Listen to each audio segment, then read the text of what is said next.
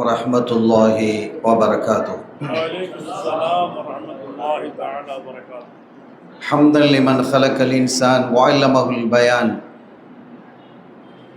والصلاة والسلام على رسول الله وعلى آله حزب الله وأصحابه جند الله، وبعد.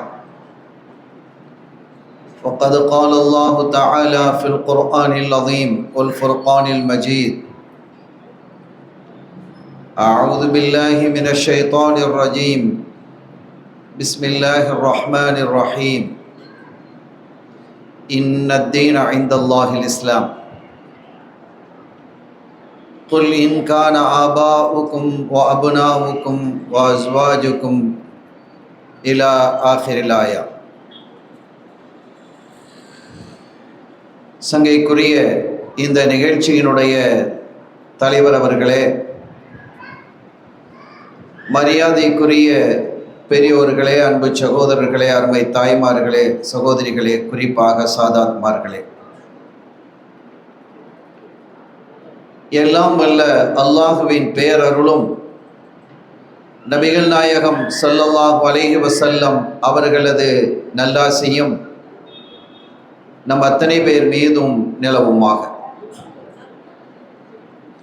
அல்லாஹும் அவரது ரசூலும் எந்தெந்த காரியங்களை எடுத்து நடக்க வேண்டும் என்று நமக்கு கட்டளையிட்டுள்ளார்களோ அவை அனைத்தையும் எடுத்து நடக்கவும், எவைகளை தவிர்த்து நடக்க வேண்டும் என்று உத்தரவு பிறப்பித்துள்ளார்களோ அவை அனைத்தையும் தவிர்த்து நடக்கவும் ஆரம்பமாக எனக்கும் உங்களுக்கும் நான் வசியத்து செய்து கொள்கிறேன். அல்லாஹ் தௌஃபீக் செய்வானாக. ஆமீன். சங்கையான பெருமக்களே, இந்த பள்ளப்பட்டி ஆஷிக் ரசூல் மன்றம் நடத்தக்கூடிய வசந்தமே வருக என்ற இந்த நிகழ்ச்சியில் கலந்து கொண்டு உரை நிகழ்த்துவதற்கான பாக்கியத்தை வழங்கிய வல்லவனாம் அல்லாஹ்விற்கு நெஞ்சம் நிறைந்த நன்றிகளை காணிக்கையாக்கி எனது வார்த்தைகளை தொடக்கம் செய்கிறேன். அல்ஹம்துலில்லாஹ் வஷ்ஷுக்ருலில்லாஹ். ஸல்லல்லாஹு அலைஹி வஸல்லம் அவர்களினுடைய பிறந்த மாதம் என்றால் அது ரபியுல் அவ்வல் தான் என்று அறிவுபூர்வமான அந்த அறிவிப்பின் அடிப்படையில் உலகினுடைய பல பகுதிகளிலும் மீலாது ஷரீஃப் நடந்து வருகிறது. ஆனால் இந்த ரபியுல் அவ்வலையே வரவேற்கக்கூடிய ஒரு நிகழ்வாக இந்த நிகழ்வு துவங்கி இருக்கிறது. இத்தகைய நிகழ்வுகள், இத்தகைய நிகழ்ச்சிகள் அவசியமா, இதெல்லாம் தேவையா என்ற ஒரு கேள்வியும் சிலரால் எழுப்பப்பட்டும் இருக்கிறது. நாங்கள் பிறந்த நாள் விழாவே வேண்டாம் என்று சொல்லிக் கொண்டிருக்கும் பொழுது அப்படி ஒரு மீலாது நபியை நடத்த வேண்டிய அவசியம் இல்லை. ஷரியத்தில் அதற்கான எந்த ஆதாரமும் இல்லை என்று பேசி வரக்கூடிய காலகட்டத்தில் அதையும் தாண்டி இந்த மாதத்தையே வரவேற்பதற்கு வசந்தமே வருக என்ற ஒரு கூடுதல் ஒரு நிகழ்ச்சியை ஏற்படுத்துவது எந்த வகையில் சரியானதாக இருக்கும்? இது ஷரியத்துக்கு உடன்பட்டது அல்ல என்ற குரலும் அங்கங்கே ஒலித்து கொண்டுதான் இருக்கிறது. இது போன்ற நிறைய ஒலித்த குரல்கள் எல்லாம் இன்று அடங்கியும் போயிருக்கிறது. இதெல்லாம் சரியா, இது பிழை இல்லையா, ஆபாக்கள் செய்தால் அதெல்லாம் ஷரியத்தாக ஆகிவிடுமா, அதெல்லாம் சட்டமாக ஆகிவிடுமா என்று பேசி வந்த குரல்கள், பல குரல்கள் கம்மி இருக்கிறது, பல குரல்கள் அடையாளம் தெரியாமல் போய்விட்டது. யார் பிறந்த நாள் கொண்டாடுவது கூடாது என்று பேசினாரோ அந்த தலைமை பேச்சாளர் என்று கருதப்பட்டவர் இன்று பிறந்த நாள் கொண்டாடுவதில் எந்த பிழையும் இல்லை என்றும் அறிவித்திருக்கிறார்.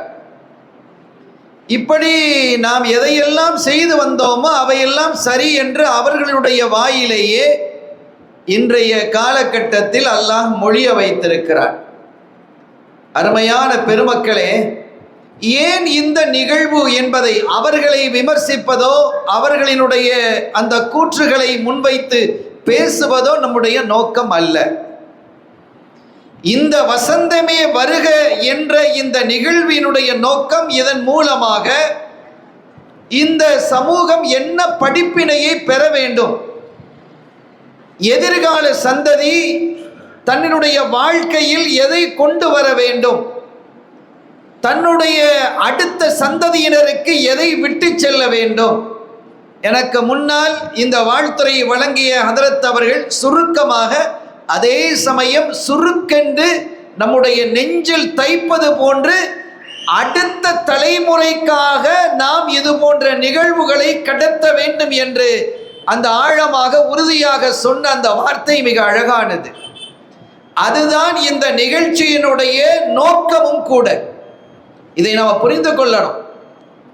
நான் ஒரு சின்ன உதாரணத்தின் மூலமாக என்னுடைய உரையை நான் தொடக்கம் செய்கிறேன். ஒரு மனிதர் அல்லது ஒரு இளைஞர் வெளிநாட்டில் இருக்கிறார். அப்படி வெளிநாட்டில் இருக்கக்கூடிய அவருக்கு ஒரு தகவல் வருகிறது, உங்க அம்மா ரொம்ப சீரியஸா இருக்கிறாங்க. அவர் தாயின் மீது பிரியம் அதிகம் கொண்டவர். இப்ப தாய் மேல எல்லாம் பிரியம் குறைஞ்சு போயிடுச்சு, வேற எங்கேயோ பாசம் எல்லாம் மாறிக்கிட்டு இருக்குது. அருமையான பெருமக்களே, ஆக தாயின் மீது பிரியம் கொண்ட அவருக்கு இந்த தகவல் வருகிறது, உங்கள் தாய் ஒரு சீரியஸான கண்டிஷனில் இருக்கிறார். அவர் எப்படியாவது உடனே புறப்பட்டு வர வேண்டும் என்று பார்க்கிறார், முடியல. ஃப்ளைட் டிக்கெட் கிடைக்கணும், அதுக்கு மேலே அவர் கம்பெனியில் அவருக்கு அனுமதி கிடைக்கணும், இதெல்லாம் அந்த ப்ராசஸ்லாம் முடியறதுக்கு சிரமப்படுது. இதற்கு இடையிலே அந்த தாய்க்கு இரத்தம் தேவைப்படுகிறது. அந்த இரத்தம் அபூர்வமானது. சில பேருக்கு சில இரத்தங்கிறது ரொம்ப குறைவாக இருக்கும் அப்படிங்கிறாங்கல்ல அந்த குரூப்பு, அந்த மாதிரி இரத்தம் தேவைப்பட கடைசியில் யாரோ ஒருவர் அந்த இரத்தத்தையும் கொடுத்து ஒரு வகையில் அந்த தாய் அந்த கண்டிஷன்ல இருந்து, மோசமான கண்டிஷன்ல இருந்து வெளியில வந்துட்டாங்க. இவரும் ஏதோ கடைசியில் அங்க பேசி இங்க பேசி லீவ் எடுத்துட்டு வந்துட்டாங்க. ஆனா தாயார் நல்ல அல்ஹம்துலில்லாஹ் நல்ல நிலைக்கு வந்திருக்கிறாங்க. ஒரு தெருவையிலே அவர் நடந்து போகிறார், தன்னுடைய நண்பரோடு நடந்து போகிறார். அப்படி நடந்து போகும் பொழுது எதிர்த்தார்பர் ஒருத்தர் போறார். அவரை குறித்து இந்த நண்பர் சொல்கிறார், இவர் யார் என்று உனக்கு தெரியுமா? இந்த நண்பர் கேட்கிறார், அந்த தாயினுடைய மகன் இடத்தில் கேட்கிறார், இவர் யாருன்னு உனக்கு தெரியுமா அப்படின்னு கேட்கிறார். தெரியலையே அப்படின்னு.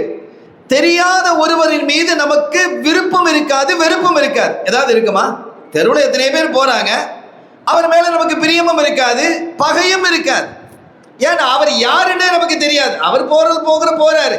பல்லாயிரக்கணக்கான பேர் ரோட்டில் தெருவில் நடந்து செல்லுவாங்க. அவருக்கு நமக்கு எந்த சம்பந்தம் இல்லை. நம்ம வேலையை பார்த்துட்டு போயிட்டு இருப்போம், அவங்க வேலையை பார்த்துட்டு போயிட்டு இருப்பாங்க. என்ன பிரச்சனை நமக்கு? அவங்க எதுவும் இல்லை. அவர் சொன்னார், யாருன்னு தெரியாது. அம்மா சோகம் இல்லாமல் இருந்தாங்கல்ல, ஆமா. ரத்தம் தேவைப்பட்டது இல்லையா? ஆமா. அந்த ரத்தம் இருந்தால் இவங்க உயிர் பிழைப்பாங்கன்னு மருத்துவர் சொன்னார் இல்லையா? ஆமா. அந்த ரத்தம் எங்கும் கிடைக்காது, கடைசியாக ஒருத்தர் வந்து கொடுத்தார் என்று கேள்விப்பட்டியா? செய்தி வந்ததா? ஆமா, அவர்தான் இவர் என்று சொன்னால் இந்த மகன் என்ன செய்வார்? ஓடுவாரா இல்லையா? சார் வாங்க, அவர் முஸ்லீமா இல்லை இருந்தா, அல்லது அண்ணன் வாங்க எங்க வீட்டுக்கு வாங்க, இப்பதான் நான் கேள்விப்பட்டேன் எங்க அம்மாவுக்கு நீங்க ரத்தம் கொடுத்தீங்களாம் அப்படின்ட்டு. இப்போ இந்த ஒரு வார்த்தை அவரின் மீது பாசத்தை ஏற்படுத்துமா இல்லையா? ஒரு நிமிஷத்திற்கு முன்பாக அவர் யார் என்றே தெரியாது. அவர் மீது எந்த பரிவும் இல்லை, பாசமும் இல்லை, பிரியமும் இல்லை. ஆனால் ஒரு நிமிஷத்துக்கு பிறகு ஒரு செய்தியை உள்வாங்கிக் கொண்ட பொழுது, ஒரு சின்ன தகவல், உன் தாயை காப்பாற்றுவதற்காக இரத்தம் கொடுத்தவர் இவர்தான். எத்தனை செகண்ட் ஆயிருக்கும்? 10 செகண்ட் கூட இல்லை. இந்த வார்த்தை அவருடைய உள்ளத்தில் எவ்வளவு பெரிய மாற்றத்தை ஏற்படுத்தி இருக்கிறது. நீங்க வீட்டுக்கு வந்தே ஆகணும், இல்லை நான் அவசரம், இல்லை நீங்க வாங்க என்று வீட்டுக்கு அழைத்து சென்று அவரை கண்ணியப்படுத்தி மேன்மைப்படுத்தி சிறப்புப்படுத்தி அனுப்புவாரா இல்லையா? அதை ஒரு விழாவாக கூட நாம் கருதலாமா இல்லையா? அவர் ஒரு விழா தானே அவருக்கு. இந்த உலகம் சகதியிலே சிக்குண்டு கடந்த பொழுது இந்த மனித சமுதாயம் எப்படி இருந்தது என்பதை நான் சொல்ல இருக்கிறேன். ஐயாமுல் ஜாஹிலியா நம்ம பேசுவோம். ஐயாமுல் ஜாஹிலியா என்றால் என்ன? எல்லா வாழ்ந்தவர்கள் எல்லாம் அறிவிலிகளாக வாழ்ந்தார்களா, முட்டாள்களாக வாழ்ந்தார்களா, மடையர்களாக மூடர்களாக வாழ்ந்தார்களா என்றால் அப்படியெல்லாம் இல்லை. மிகப்பெரிய அறிவாளிகள்லாம் இருந்தாங்க. இலக்கியத்தில் உச்சத்தை தொட்டவர்கள் இருந்த காலம் அது. இன்னைக்கு உலமாக்கள் நிறைய இருக்கிறீங்க. எல்லாருக்கும் தெரியும் இம்ரவுல் கைஸ் என்பவனை பற்றி. யார் அந்த இம்ரவுல் கைஸ்? இன்றைக்கும் அரபு பாடத்திட்டத்தில், அரசு அரபு பாடத்திட்டத்திலே BA படிக்கக்கூடியவர்கள், அப்சுல்மா படிக்கக்கூடியவர்களினுடைய அந்த பாடத்திலே இந்த இம்ரவுல் கைஸினுடைய கவிதை இடம்பெறுகிறது. 1500 வருடங்களை தொட்டுவிட்டு அவனுடைய கவிதைகள் இன்றும் நிலைக்கிறது என்றால் எவ்வளவு பெரிய அறிவாளி அவன் இருக்கணும்? கொஞ்சம் யோசிச்சு பாருங்க. அப்ப அந்த காலத்தில் வாழ்ந்த எல்லாருமே மூடர்கள் இல்லை. இந்த காலத்தில் வாழக்கூடிய எல்லாருமே அறிவாளிகளும் இல்லை. அந்த காலத்திலும் அறிவாளிகள் இருந்தார்கள், இந்த காலத்திலும் மூடர்கள் இருக்கிறார்கள். ஒரு விஷயத்தை எப்படி அணுக வேண்டுமோ அப்படி அணுகவில்லை என்றால் அவர் மூடர், அவர் அறிவிலி, அவர் ஒரு ஜாகில். ஒரு விஷயத்தை எப்படி அணுக வேண்டுமோ அப்படி அணுகினார் அவர் ஒரு அறிஞர்.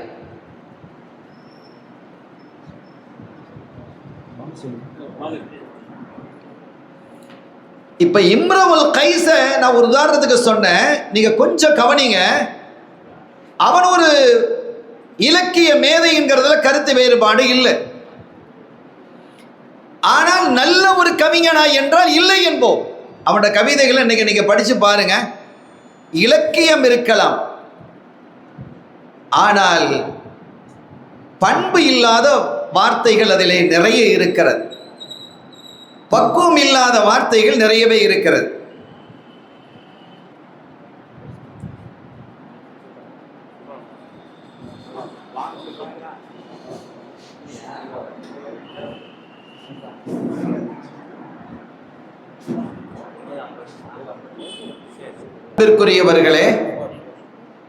அந்த காலத்தை நாம் ஐயாமுல் ஜாஹிலியா என்று ஏன் சொல்லுகிறோம் என்றால், எதை அணுக வேண்டிய முறையில் அணுக வேண்டுமோ அப்படி அணுக இல்லை.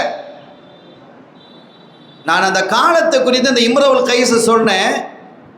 நீங்க கொஞ்சம் நிதானமாக கவனித்தால் எவ்வளவு பெரிய இலக்கியவாதிகள் அன்றைய காலத்தில் இருந்திருக்கிறாங்கிறது உங்களுக்கு தெரியும்.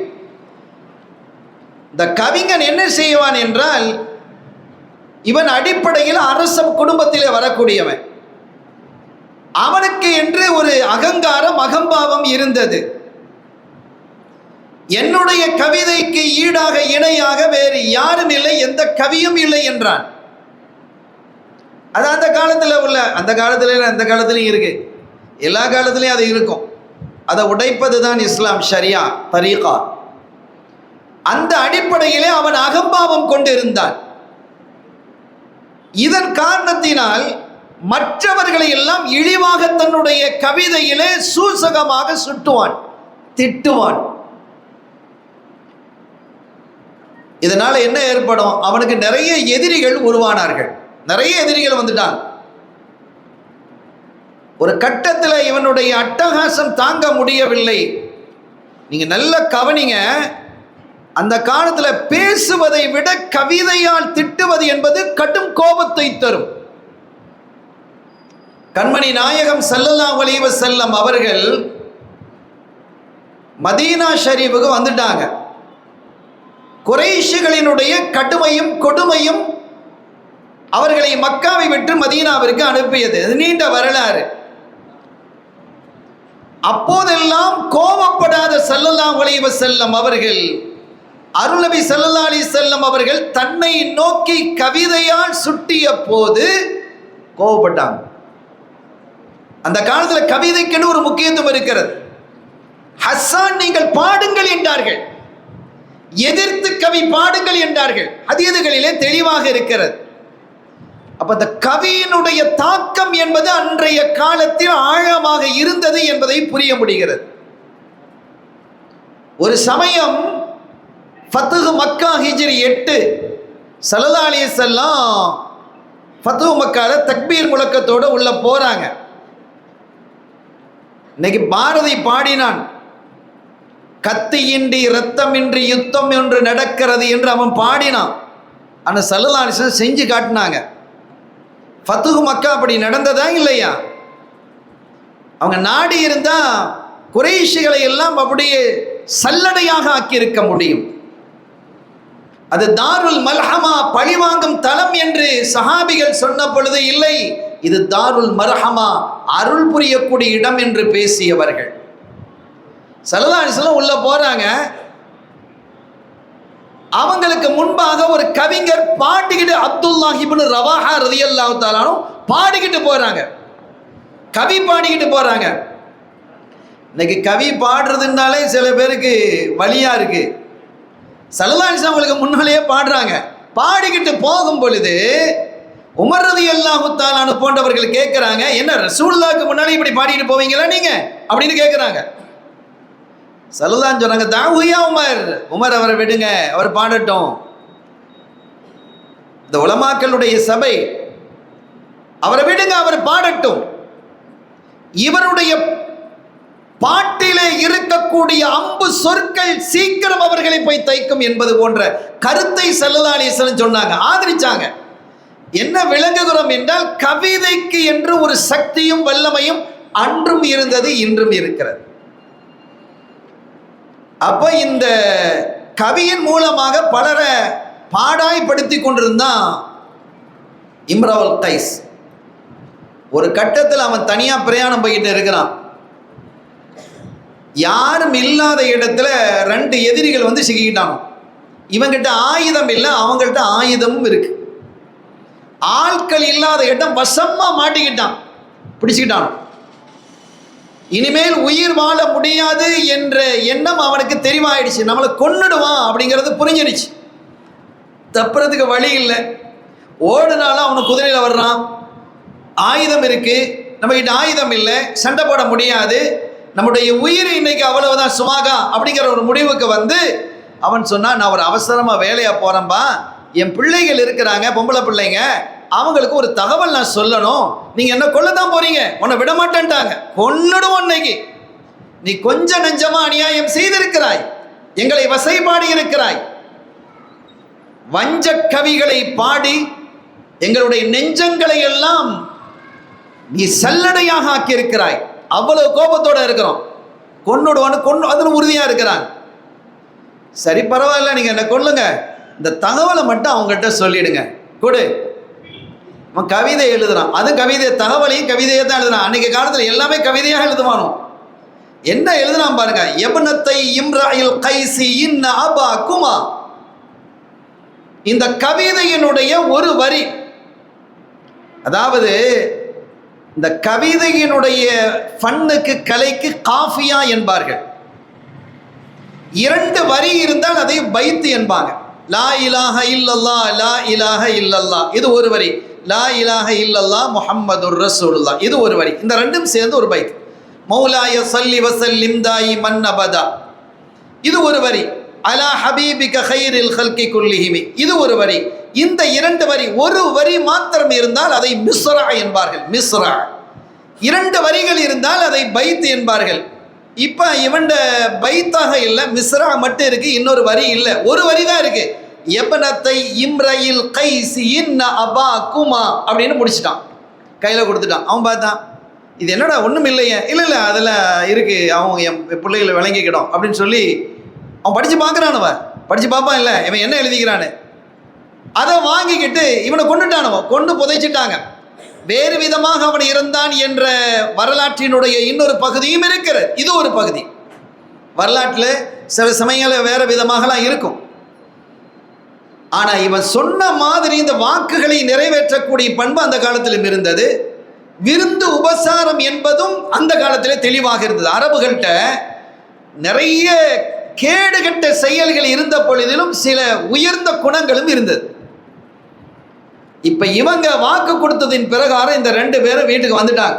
அவனுடைய வீட்டுக்கு வரும் பொழுது அவனுடைய 2 பெண் மக்கள் மிகப்பெரிய உரல்ல உலக்கையை வச்சு இந்த மாவு இடிப்பாங்க, இல்லை கோதுமை இடிச்சிட்டு இருக்கிறாங்க. அந்த காலத்தில் அதுதானே. இப்போ தான் நம்ம லேசாக போச்சே, உரலும் இல்லை, உலக்கையும் இல்லை, அம்மியும் இல்லை, எதுவும் இல்லை, எல்லாம் கிரைண்டரு அது இது எல்லாம் மிஷினாக போயிடுச்சு. மக்கள் எல்லாம் நோயாகவும் போயிட்டாங்க. அப்போ அந்த இன்னைக்கு கூட இந்த பெண்களுக்கு அதிகமான கால்வலி வருவதற்கான காரணத்தை ஆய்வாளர்கள் சொல்லும் பொழுது, அறிஞர்கள் மருத்துவ ஆய்வாளர்கள் சொல்லும் பொழுது, நின்று கொண்டு அவர்கள் சமையல் செய்வதுங்கிறான். அந்த காலத்தில் நம்ம அம்மாலாம் நின்றுக்கிட்டா சமையல் செஞ்சாங்க, உட்கார்ந்து தானே அடுப்பில் ஊதி ஊதி ஊதி என்ன செய்வாங்க, சமையல் செய்வாங்க. அப்படி தான் இருக்கும், உட்கார்ந்து தான் இருப்பாங்க. அவர்கள் நின்று சமையல் செய்வதால் ஏற்படக்கூடிய மூட்டின் வலி என்கிறான் இவன். அந்த காலத்தில் எதையுமே சரியா செஞ்சு வச்சிருக்கிறாங்க. சரியா செஞ்சு வச்சதையெல்லாம் இவன் பிளேண்டுகிட்டு இருக்கிறான், எல்லாத்தையுமே பிளங்குறான். அருமையான பெருமக்களே, எபனத்தை இம்ரஅல் கைஸி நாபாக்குமா அந்த கவிதையில் உள்ளதான் இருக்கு. ஒரு மிஸ்ர ஒரு வரி இருக்கு. இவன் உள்ள இவங்க 2 பேரும் உள்ள போகும்போது அவங்க அந்த உலக்கையை வச்சு இடிச்சுக்கிட்டே இருக்கிறாங்க. நம்ம ஊர்ல எல்லாம் கைக்குத்து அரிசின்னு சொல்லுவோம். அது தனி சுவையாக இருக்கும். சுவை மாத்திரமல்ல, ஆரோக்கியமாகவும் இருக்கும். இப்போ சுவையும் இல்லை, ஆரோக்கியமும் இல்லை, எல்லாம் மாறி போச்சு. அவசர உலகம். அந்த சமயத்தில் இந்த உங்க அத்தாவை நாங்கள் வர்ற வழியில் சந்திச்சோம்பா. அவசரமா எங்கே போறாராம், அவர் போயிட்டாரு, எங்கே போறாராம், இந்த ஓலையை உங்ககிட்ட கொடுக்க சொன்னாரு. அந்த 2 பெண் மக்கள் அதை வாங்கி பார்க்குறாங்க. பார்த்துட்டு சரி இருங்க, நீங்கள் இருங்க, வந்த வரைக்கும் நீங்கள் சாப்பிட்டுட்டு தான் போகணும் அப்படின்னு உட்கார வச்சுட்டாங்க. உள்ளே போனாங்க. என்ன அதில் இருக்கு? இம்ரயில் கைஸினுடைய 2 பெண் மக்களே, 2 பொம்பளை பிள்ளைகள். இன்ன அபாக்குமா, நிச்சயமாக உங்களினுடைய அத்தா. அவ்வளவுதான். அத்தா என்ன? அப்ப இந்த கவிதையை பூர்த்தி செய்ய வேண்டியது இருக்கிறது. நீங்க முன்னால பார்க்கலாம், முந்தைய காலங்களில் இப்போ நம்ம எல்லாருமே புர்தா ஓதுறோம். இந்த புர்தாவுக்கு தஹ்மீஸ் என்று ஒன்று இருக்கிறது. புர்தா எத்தனை வரி? 2 வரி தானே. ஒவ்வொரு கவிதையாக 2 வரி. அமிந்ததக்குரு ஜீரானிம் விதி சலமி மஸ்ஜித். இப்போ அது 2 வரியாக இருக்கிறது. 5 வரியாக புர்தாவும் இருக்குது. அதை தஹ்மீஸ் அப்படிம்பாங்க, 5 வரியாக ஆக்குவது. இப்படி நிறைய பைத்துகளை அந்த மாதிரி அந்த காலத்தில் இலக்கிய துறை, அது இலக்கிய துறையாகவும் இருந்தது, இஷ்கு துறையாகவும் அது இருந்தது. இப்ப இந்த ஒரு பைத்தில் ஒரு வரி மாத்திரம், மிஸ்ரா மாத்திரம் இருக்கிறது. இதை நிறைவுபடுத்தணும். அந்த 2 பெண் மக்களும் உட்கார்ந்து அதை ஃபுல்லப் பண்றாங்க. இந்த வார்த்தையை போட்டு அந்த வார்த்தையை போட்டு பண்ணிட்டாங்க. எப்படி பண்ணியிருக்கிறாங்க நீங்க பாருங்க. எபனத்தை இம்ரயில் கைசி இன்ன அபாக்குமா, இம்ரவுல் கைஸினுடைய 2 பெண் மக்களே, நிச்சயமாக உங்களுடைய தந்தை. அடுத்து எழுதுறாங்க கத்தீலுன், நம்ம அத்தா ஏதோ சொல்ல வந்திருக்கிறாரு, ஆனால் சொல்ல முடியல. எவ்வளோ அந்த புலிக்கு பிறந்தது பூனையாகுமான்னு சொன்னோமா இல்லையா, அதே மாதிரி தான் இங்கே அந்த பிள்ளைகளும் கவிஞர்கள். எதையோ சொல்ல வருகிறார், ஆனால் சொல்ல முடியல. என்ன சொல்ல வருகிறார், என்ன சொல்ல வந்திருப்பார் என்று தூர நோக்கோடு சிந்தித்து சிந்தித்து அந்த கவிதையை, இதுக்கடையில் அந்த 2 பேருக்கு விருந்து தயார்படுத்திக்கிட்டு இருக்கிறாங்க. அடுப்பில் அது நடந்துகிட்டு இருக்குது, கவிதை இங்கே நடந்துகிட்டு இருக்குது. கத்தீலுன், கொல்லப்பட்டு விட்டார். ஃபைன்னல் காத்திலைனி, அந்த கொன்ற இருவரும் லதைக்குமா, உங்க 2 பேர் பக்கத்தில் இப்ப இருக்கிறாங்க. நீங்க அதுல பாருங்க, அந்த காஃபியால எந்த பிசிறும் இல்லை. அங்க எப்படி இருக்குது? இன்ன அபாக்குமா லதைக்குமா. அந்த எத்தனை எழுத்துக்கள் அமைய வேண்டுமோ அத்தனை எழுத்துக்கள், முதல் வரியில் எத்தனை எழுத்து இருக்கோ அதே எத்தனை எழுத்து இங்கே வரணும். எத்தனை அந்த ஹரக்கத்துகள் எப்படி இருக்கிறதோ அப்படி வரணும். இந்த எதுகை மோனை என்று சொல்லுவோமா இல்லையா தமிழில், அதுவும் வரணும். இதெல்லாம் அதான் காஃபியாவினுடைய அடிப்படை. இன்னைக்கு புது கவிதை நிறைய வந்துருச்சு. அதுக்கு எதுகையும் தேவையில்லை, மோனையும் தேவையில்லை, எந்த இலக்கிய குறியீடுகளும் தேவையில்லை. அது அரபு கவிதைகளை நம்ம ஆலிம்கள் ஏற்றுறாங்க, புது கவிதை மாதிரி. அது ஒன்றும் தவறில்லை. அப்ப அந்த காலத்தில் இப்படித்தான் இலக்கிய பிசகு இல்லாமல் எழுதுவாங்க. எப்படி எழுதியிருக்கிறாங்க பாருங்க. கத்தீலுன், அவர் கொல்லப்பட்டு விட்டார். ஃபைன்னல் காத்திலைனி லதைக்குமா, கொன்ற இருவரும் இப்போது உங்கள் பக்கத்தில். எப்படி இருக்கும்? 2 பேர் கையிலையும் ஒரு உலக்கையை வச்சுக்கிட்டே பார்க்குறாங்க. 2 பேரும் வந்தாங்க, உலக்கையால் 2 பேர் மண்டையிலும் போட்டாங்க, 2 பேரும் செத்து போயிட்டாங்க. என்ன சொல்ல வருகிறேன் என்றால், இந்த காலத்தை நீங்கள் ஐயாமுல் ஜாஹிலியா என்பீர்களா? இந்த காலத்தை நீங்கள் ஐயாமுல் ஜாஹிலியா என்பீர்களா? எல்லாருக்கும் தெரிய உலமாக்கள் பேசுவாங்க. ஸல்லல்லாஹு அலைஹி வஸல்லம் அவர்கள் வந்த பிறகு குர்ஆன் ஷரீஃப் இறங்கிக் கொண்டிருந்த பொழுது அந்த காலத்தில் ஒரு பெரிய கவிஞன் இருந்தான். அந்த கவிஞன் தன் வீட்டில் என்ன செஞ்சிருப்பான்னு கேட்டால் 2 கவுண்டர் மாதிரி வச்சிருப்பான். அதில் ஏதாவது ஒரு கவிதை எழுதி கொடுத்தா அதற்கு பதில் எழுதி அதே மாதிரி அல்லது அதை விட சிறந்த ஒரு கவிதை அதிலே எழுதி அடுத்த கவுண்டரில் கொடுத்துருவான். அப்படி ஒரு திறமை. ஒரு சஹாபி சென்று இன்னா அத்தைனா கல் கௌதரை எழுதி கொடுத்ததாக வரலாறு நம்ம படிச்சிருக்கிறோமா இல்லையா? இன்னா அத்தைனா கல் கௌதர் ஃபஸல்லி லிரப்பிக வன்ஹர் இன்ன ஷானியக ஹுவல் அப்தர். இதை எழுதி கொடுக்குறாங்க. போன அந்த ஓலை திரும்பி வரமாட்டேங்குது, ரொம்ப நேரம் ஆகுது. ஆனால் ரொம்ப நேரம் கழித்து திரும்பி வருது. அதில் ஒரு வாக்கியம் எழுதப்பட்டிருக்கிறது பாருங்க. அந்த அந்த தோரணையிலே வருது. இன்னா அத்தைனா கல் கௌதர் ஃபஸல்லி லிரப்பிக வன்ஹர் இன்ன ஷானியக ஹுவல் அப்தர் மா ஹாதா கௌலுல் பஷர். இது மனித சொல் அல்ல. நம்ம எழுதி முடிச்சிட்டான். அப்ப நான் என்ன கேட்கிறேன் என்றால், அப்ப எவ்வளவு பெரிய அறிவாளிகள் இலக்கியவாதிகள் இந்த காலத்தில் இருந்திருக்கிறாங்க. இந்த ஹஸ்ஸான் இப்னு சாபித் ரலியல்லாஹு அன்ஹு எந்த காலத்தில் வாழ்ந்தாங்க? அப்துல்லாஹ் இப்னு ரவாஹா எந்த காலத்தில் வாழ்ந்தாங்க? கஅப் இப்னு ஸுஹைர் ரலியல்லாஹு அன்ஹு எந்த காலத்தில் வாழ்ந்தாங்க? அந்த காலம் தானே. அப்ப அவர்களுடைய அந்த கவிதைகள் பானத்து சுவாத நீங்க பாருங்களேன், என்ன அழகு, என்ன அற்புதம், என்ன இலக்கிய நயம், எவ்வளவு அற்புதமான அறிவாற்றல் மிக்கவர்கள் அந்த காலத்தில் இருந்திருக்கிறாங்க. ஏன் உமர் ரலியல்லாஹு தஆலா அன்ஹு இஸ்லாத்தை ஏற்கிறதுக்கு முன்பாகவே மிகப்பெரிய அறிவாளி இல்லையா? அவர்களை தாஹாமா அன்சல்னா பிரட்டி போடவில்லையா? எவ்வளவு வேகமாக இருந்தாங்க. எப்படி?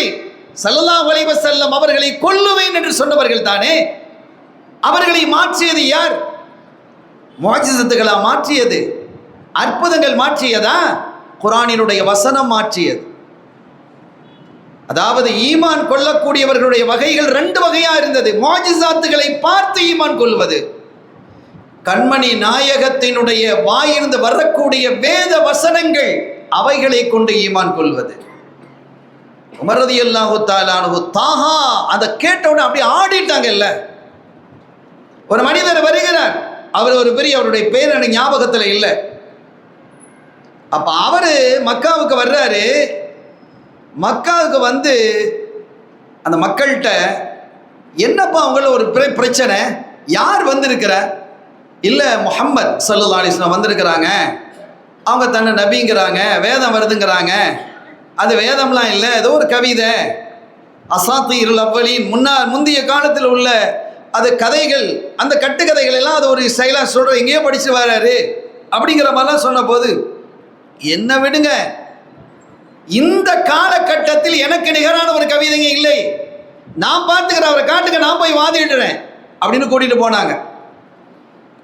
முஹம்மத் ஸல்லல்லாஹு அலைஹி வஸல்லம், நீங்கள் என்ன நிறைய கவிதை படிக்கிறீங்களா, அப்படி படிக்கிறீங்களா, இதுவா அதுவா அப்படின்லாம் நிறைய மக்கள் பேசுகிறாங்களே, அதை கொஞ்சம் படித்து காட்டுங்க பார்க்கலாம் அப்படின்னா ஸல்லல்லாஹு அலைஹி வஸல்லம் சில வசனங்களை ஓதி காட்டினாங்க. திருப்பி ஓதுங்க, ஓதி காட்டினாங்க. அதையே திருப்பி ஓதுங்க. இது என்ன? அவர் கேட்கிறார், மஹாதா, இது என்ன? இது கவிதையாகவும் இல்லை, உரைநடையாகவும் இல்லை, இலக்கியத்தினுடைய உச்சத்தை தொட்டதாக இருக்கிறது, என்னால் தாங்க முடியவில்லை. நேரம் வெளியில் வந்துட்டு சொன்னார்ப்பா, அந்தப்பா நம்மெல்லாம் முடியாது, இதற்கு முன்பாக, இந்த வசனத்திற்கு முன்பாக, அவங்க சொல்லக்கூடிய அந்த வார்த்தைக்கு முன்பாக இந்த சமுதாயம் தோற்று போகும், நீங்க தோற்றுருவீங்க. அது லேசான வார்த்தைகள் அல்ல, விண்ணிலிருந்து வரக்கூடியது என்று சொல்லுகிறார். அது உண்மையாக இருக்கக்கூடும். எனவே நான் அவரை ஏத்துக்கிட்டேன்னு நீங்க பேச நினைக்க வேணாம். ஆனா அந்த மாதிரி ஒரு வாக்கியத்தை நான் கேட்டதே இல்லை என்கிறார். என்ன புரிகிறோம்? அந்த காலத்தில் உள்ளவர்கள் எல்லாரும் மடையர்கள் அல்ல. ஏன் ஜாகிலியா என்று பெயர் வந்தது? ஒரு அறிஞன் அறிவிலியாக இருக்க முடியுமா? ஒரு அறிஞன் முட்டாளாக இருக்க முடியுமா? முடியும். தெருவில் ஒரு பட்டதாரி இளைஞ மது அருந்திட்டு டாஸ்மார்க்குக்கு போயிட்டு அவன் ஆடிக்கிட்டே போறான்னு வைங்க, படித்த முட்டாள். எப்படி படித்த முட்டாளானா சொல்கிறோமா இல்லையா? ஆக படித்ததினுடைய வழியில் எப்போது அவன் நடக்கவில்லையோ அவன் முட்டாள். இலக்கியம் என்பது அந்த காலத்தில் நிறைந்திருந்தது, அறிவும் இருந்தது, எழுத படிக்க தெரியாதவர்களும் இருந்தாங்க. ஏன் இன்னைக்கு எழுத படிக்க தெரியாதவங்க இல்லையா? எத்தனையோ கிராமங்கள் இன்றைக்கும் இருக்கிறது, இன்றைக்கும் இருக்கு. இந்தியாவில் நீங்க வடநாடுகளில் நீங்க போய் பார்த்தீங்கன்னா எவ்வளவு மக்கள் அவங்களாம் அறிவு கண் திறந்து விடக்கூடாது என்பதில் அரசு கவனமாக இருக்கிறது. துனியாலேயே மக்களுக்கு அறிவு போய் சேர்ந்து விடக்கூடாது என்பதில் கவனமாக இருக்கக்கூடிய ஒரே அரசு நம்ம இந்திய அரசு தான். வேற எங்கேயும் இருக்க முடியாது. ஏன்னா விழிச்சுக்கிட்டா நம்ம ஆட்சி செய்ய முடியாதுங்கிறான், நம்ம ஆட்சி மன்றில் இருக்க முடியாது. அருமையான பெருமக்களே, எனவே அறிவாளிகளாக இருந்தவர்களும் கூட அந்த அறிவின் வழியில் நடக்கவில்லை, அறிவின் அடிப்படையில் எந்த காரியத்தையும் அணுகல்ல. எப்படியெல்லாம் இருந்தாங்கிறத குர்ஆனும் சொல்லும், ஹதீதும் சொல்லும், வரலாறும் சொல்லும். ஒரு செய்தியை நான் சொல்லுகிறேன். ஜுபைதி கோத்திரத்தை சார்ந்த ஒருவர் வர்றார். ஆசிபுன் வாயில் என்பவனோடு, ஆசிபுன் வாயில் ரொம்ப பிரபல்யமானவன், அவனை பற்றி நிறைய செய்திகள் இருக்கு. அவனோட வியாபாரி, ஒரு கூட்டு வியாபாரம், முஷாரக்கா, கூட்டு வியாபாரம் செய்த அந்த ஜுபைதி வர்றான். இவன் எல்லாத்தையும் சுவாகா பண்ணிட்டான். இந்த ஆசிபுன் வாயில், இவன் வெளியூருக்காரரு ஜுபைதி. அவர் கேட்குறான், தர முடியாதுங்கிறான். தைரியமா முடியாது, நீ செய்கிறத செய்யப்பா அப்படிங்கிறான். அவ்வளவு துணிச்சல் உள்ள காலம் அது. தைரியமா எந்த தவறையும் செய்ய முடியும். தவறு செய்வது என்பது இயல்பானது. ஆனால் தவறு செய்வதையே ஒரு பெருமையாக பேசக்கூடிய காலம் அது. நான் என்னென்ன தவறுகள்லாம் செய்தேன் என்று காபாவினுடைய திரையிலே கவிதையாக தொங்க விடுவான். சபம் அல்லகாத் நம்ம உலமாக்களுக்கு தெரியும், படித்த பிள்ளைகளுக்கு தெரியும், அப்துல்லமா படித்தவர்களுக்கும் தெரியும். அதில் இருக்கக்கூடிய கவிதைகள்லாம் நீங்கள் படித்து பாருங்க எப்படி இருக்குன்னு. இப்பவே இப்படி இருக்கு, அது வடிகட்டி இப்படி இருக்கு, வடிகட்டாமல் எப்படி இருக்கு நீங்க பாருங்க. அப்ப தான் தவறு செய்ததை பெருமையாகவும் அதை ஒரு சிறப்பானதாகவும் பேசி காட்டுவான். நான் எத்தனை பேரை கொலை செஞ்சுக்கிறேன் தெரியுமா அப்படிமா. இப்படிப்பட்ட ஒரு காலகட்டம் கொடுமையானது. அறிவு இல்லாமல் இருந்தா கூட பரவாயில்லை, அறிவு இருந்து கொண்டு இப்படி இருப்பது என்பது ஆபத்தானது, ரொம்ப ஆபத்தானது இல்லையா? அப்படிப்பட்ட ஒரு காலகட்டம் அது. இந்த ஜுபைதியினுடைய பொருளை அபகரித்து வைத்துக் கொண்டு நீ யார்கிட்ட வேண்டுமானால் முறையிடுன்னா. அதற்கு பிறகு சில நல்லவர்கள் குழுமினார்கள், ஹெல்ஃபுல் ஃபுது என்ற ஒரு சங்கத்தை அமைத்தார்கள்.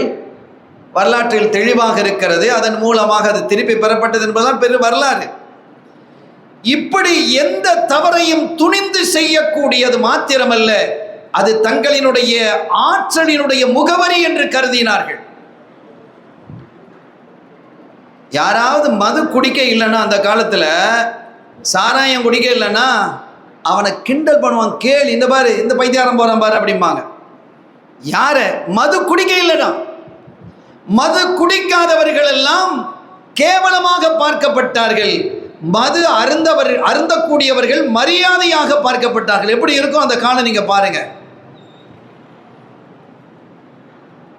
அநீதம் செய்வது என்பது அடுத்தவனை அபகரிக்கிறது, அட்டூழியம் செய்வது, சர்வாதிகாரம் செய்வது, தப்பெண்ணம் கொள்வது, யார் எவர் என்று பாராமல், பெரியவர் சிறியவர் என்று பாராமல் மரியாதை குறைவாக நடப்பது.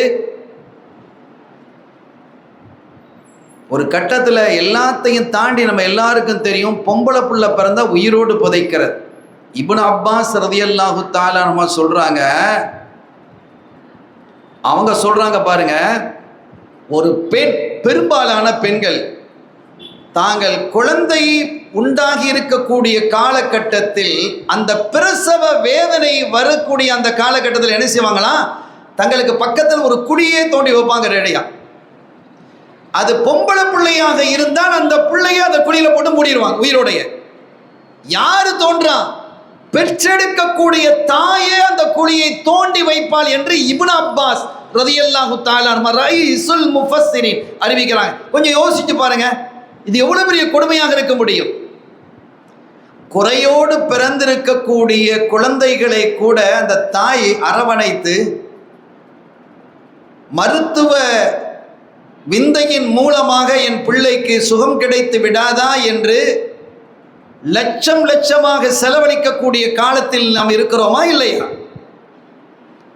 பச்சை பிள்ளை குழந்தை தான் பெற்றெடுத்த பிள்ளை பொம்பளை பிள்ளை என்பதால் அது அவலட்சணம், அசிங்கம், கேவலம் என்று கருதி தான் பிறக்கும் போதே ஒரு குழியை தோண்டி வைத்து அதிலே போட்டு புதைத்த வரலாறுகள் உண்டு. அல்லாஹ் கேட்கிறான், உயிரோடு புதைக்கப்பட்ட பெண் குழந்தைகள் நீங்கள் ஏன் புதைக்கப்பட்டீர்கள் என்று கேட்கப்படும். அவங்களுக்கு விசாரணை நடக்கும் ஆகிரத்தில். இந்த தஃசீல நிறைய விளக்கங்களை எழுதுகிறார்கள். இன்னைக்கும் கூட நீங்க போனா ஹரம் ஷரீஃபை விரிவாக்கிட்டு இருக்கிறாங்கல்ல, ஒரு பக்கத்தில் விரிவாக்கி அப்படியே நிற்குது, நீங்க பார்க்கலாம். அந்த இடத்த தொடல் அப்படியே விட்டுட்டாங்க, 2-3 தடவை ட்ரை பண்ணிட்டு விட்டுட்டாங்க. ஏன் தெரியுமா? அங்க ஆழமாக தோண்டும் பொழுதெல்லாம் ரத்தம் வருகிறது.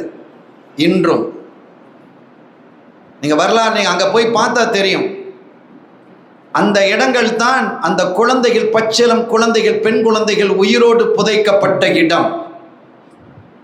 இன்றைக்கும் அங்கே ஹரம் ஷரீஃபினுடைய அந்த விரிவாக்கம், ஹரம் ஷரீஃப் எங்கேயோ போயிடுச்சு.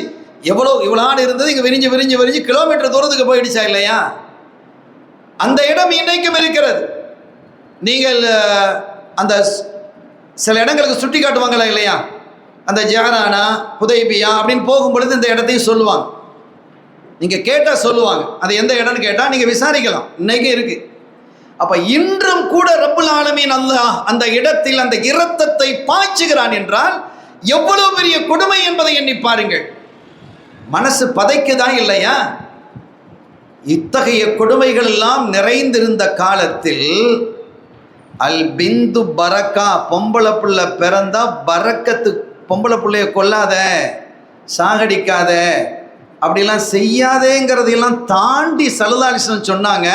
அல் பிந்து பரக்கா, பொம்பளை பிள்ளை வருதுன்னா உன் வீட்டில் பரக்கத்தை கொண்டு வருதுன்றான். சொல்ல முடியுமா அந்த காலத்தில்? கொஞ்சம் யோசிச்சு பாருங்க. அந்த காலத்தில் உயிரோடு புதைத்து கொண்டிருக்காத, கொஞ்சம் மெதுவா அதை புதைக்காதப்பா, அதெல்லாம் செய்யாதப்பா அப்படிலாம் சொல்லல. உன் வீட்டில் பரக்கத்து வருகிறது என்று சொல்லி சஹாபிகள், இஸ்லாமியத்தை ஏற்றுக்கொண்ட அந்த சஹாபிகள், எனக்கு முதல் குழந்தையாக பெண் குழந்தை பிறக்க வேண்டும் என்று விரும்பிய அந்த விருப்பத்தை ஏற்படுத்திய வள்ளலம் கண்மணி நாயகம் ஸல்லல்லாஹு அலைஹி வஸல்லம் அவர்கள் என்றால் அவர்களுக்காக ஒரு விழா எடுப்பது எந்த வகையிலே பிதாத்? ஆச்சரியமாக இருக்கிறது.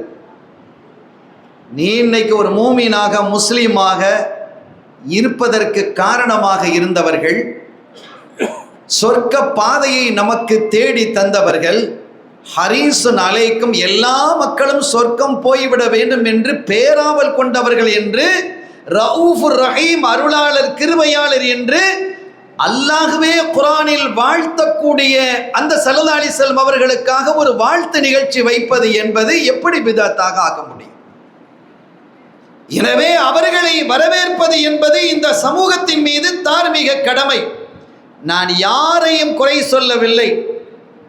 பிற சில சமூக கதைகளை நாம் படிக்கும் பொழுது, சில சமூக கதைகளை நாம் படிக்கிறோம். பிற மதத்தவங்களை, அவர்களுடைய கடவுள்களை குறித்து பார்க்கும் பொழுது அவங்களே தப்பு தப்பா நிறைய எழுதி வச்சிருக்கிறாங்க. நிறைய தப்பு தப்பா எழுதி வச்சிருக்கிறாங்க. இப்படியெல்லாம் கடவுள்கள் இருக்க முடியுமா அப்படின்னா அவங்களையே பல பேர் இன்னைக்கு கேள்வி கேட்டுட்டு இருக்கிறாங்க. ஆனாலும் அவர்கள் என்ன நினைக்கிறார்கள், அது புனிதம் என்று நினைக்கிறாங்க. அந்த தப்பு தப்பாக கடவுள்கள் செய்தது, அவங்க கடவுள்களை என்ன செய்யறாங்க, எதெல்லாம் சிறந்ததாக அவர்களுக்கு தெரிகிறதோ அதையெல்லாம் கடவுளாக்குனாங்க. இதய தெய்வம் என்றார்கள், அதெல்லாம் மண்ணுக்குள்ள போயாச்சு. அருமையான பெருமக்களே, எனவே நீங்க அவர்கள் பொதுவாக எதெல்லாம் சிறந்தது என்று கருதினார்களோ அதையெல்லாம் கடவுளாக பார்த்தாங்க. அவர்கள் தவறு செய்தால் அது புனிதம் என்று கருதினார்கள். ஆனால் புனிதமே நிறைந்த பூமான் நபி முஹம்மதுர் ரசூலுல்லாஹி ஸல்லல்லாஹு அலைஹி வஸல்லம் அவர்களை வாழ்த்துவதற்கு கூட இவர்களுக்கு நாவு வரவில்லை என்றால் எந்த பகுதியை நீங்கள் தொட்டு பார்த்தாலும் ஆச்சரியம் தானே. ஸல்லல்லாஹு அலைஹி வஸல்லம் வாழ்க்கை வரலாறு நீங்க பாருங்க, உலகத்தில் யாரும் அப்படி வாழ முடியாது. என்ன ஆச்சரியம்! ஒரு கவிஞன் பாடினான், பூக்களின் மீது கல்லெறிந்து பார்த்திருக்கிறீர்களா, மலர்களின் மீது கற்களை வீசி பார்த்திருக்கிறீர்களா, அது தாயிஃபிலே நடந்தது என்று எழுதினான். என்ன அழகான வார்த்தை! ஸல்லல்லாஹு அலைஹி வஸல்லம் கல் வீசினாங்கல்ல, மலரின் மீது கற்களை வீசி நீங்கள் பார்த்திருக்கிறீர்களா, தாயிஃபிலே நடந்தது என்று. அப்படிப்பட்ட ஒரு அருள் நபி. ஒரு கட்டத்தில் ஸல்லல்லாஹு அலைஹி வஸல்லம் சபை, அந்த சபையில் ஸல்லல்லாஹு அலைஹி வஸல்லம் உட்கார்ந்து இருக்கிறாங்க, சஹாபிகள் உட்கார்ந்து இருக்கிறாங்க.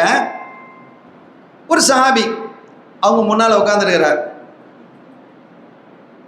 ஒரு ஆம்பளை பிள்ளை குழந்தை வேகமாக ஓடி வருது. அவர் டக்குன்னு அந்த பிள்ளை எடுத்து தன்னுடைய மடியில் வச்சுக்கிட்டார். இன்னும் கொஞ்சம் நேரம் இருக்க ஒரு பொம்பளை பிள்ளை ஓடி வருது, அதை பிடிச்சி தன்னுடைய பக்கத்தில் வச்சுக்கிட்டார். இப்போ நீங்கள் பாருங்க, ஸல்லல்லாஹு அலைஹி வஸல்லம் கேட்குறாங்க, இந்த பிள்ளை யாரு அப்படின்னு கேட்குறாங்க அந்த சஹாபிட்ட. இந்த பிள்ளை யாரு, இந்த பையன் யாருன்னு கேட்குறாங்க. இப்னி, எம் மக. இந்த பிள்ளை யாரு, பிந்தி, எம் மக. உன் மகனை மடியில் வைப்ப, உன் பொண்ணை பக்கத்தில் வச்சுக்கிடுவியோ? யோசியுங்கள், என்ன வார்த்தை! உன் மகனை மடியிலே வைக்கிறாய். ஆண் பிள்ளை என்றால் மடியிலே வைத்துக் கொள்வாய், பொம்பளை பிள்ளைன்னா பக்கத்தில் வச்சுக்கிடுவியா? அந்த குணம் இன்னும் போகலையா உனக்கு அப்படின்னு கேட்குறாங்க ஸல்லல்லாஹு அலைஹி வஸல்லம். ஒன்று ரெண்டையும் கீழே வை, அல்லது ரெண்டையும் மடியில் வை, ரெண்டையும் மடியில் வை. இப்போ நமக்கு எல்லாருக்கும் தெரியும், இந்த ஃபராயிலுடைய விஷயத்தில் ஒரு ஆள் இறந்துட்டாருன்னு சொன்னால் ஆம்பளை பிள்ளையும் இருக்குது, பொம்பளை பிள்ளையும் இருக்குது. அப்படி இருக்கும் பொழுது அந்த இறந்தவருடைய சொத்திலிருந்து 2 பங்கு ஆம்பளை பிள்ளைக்கு போகணும், 1 பங்கு தான் என்ன செய்யும், பெண்களுக்கு போகும். லித்தக்கரி மிதுலு ஹல்லில் உன்சைன்னு அல்லாஹ்வினுடைய சட்டம்.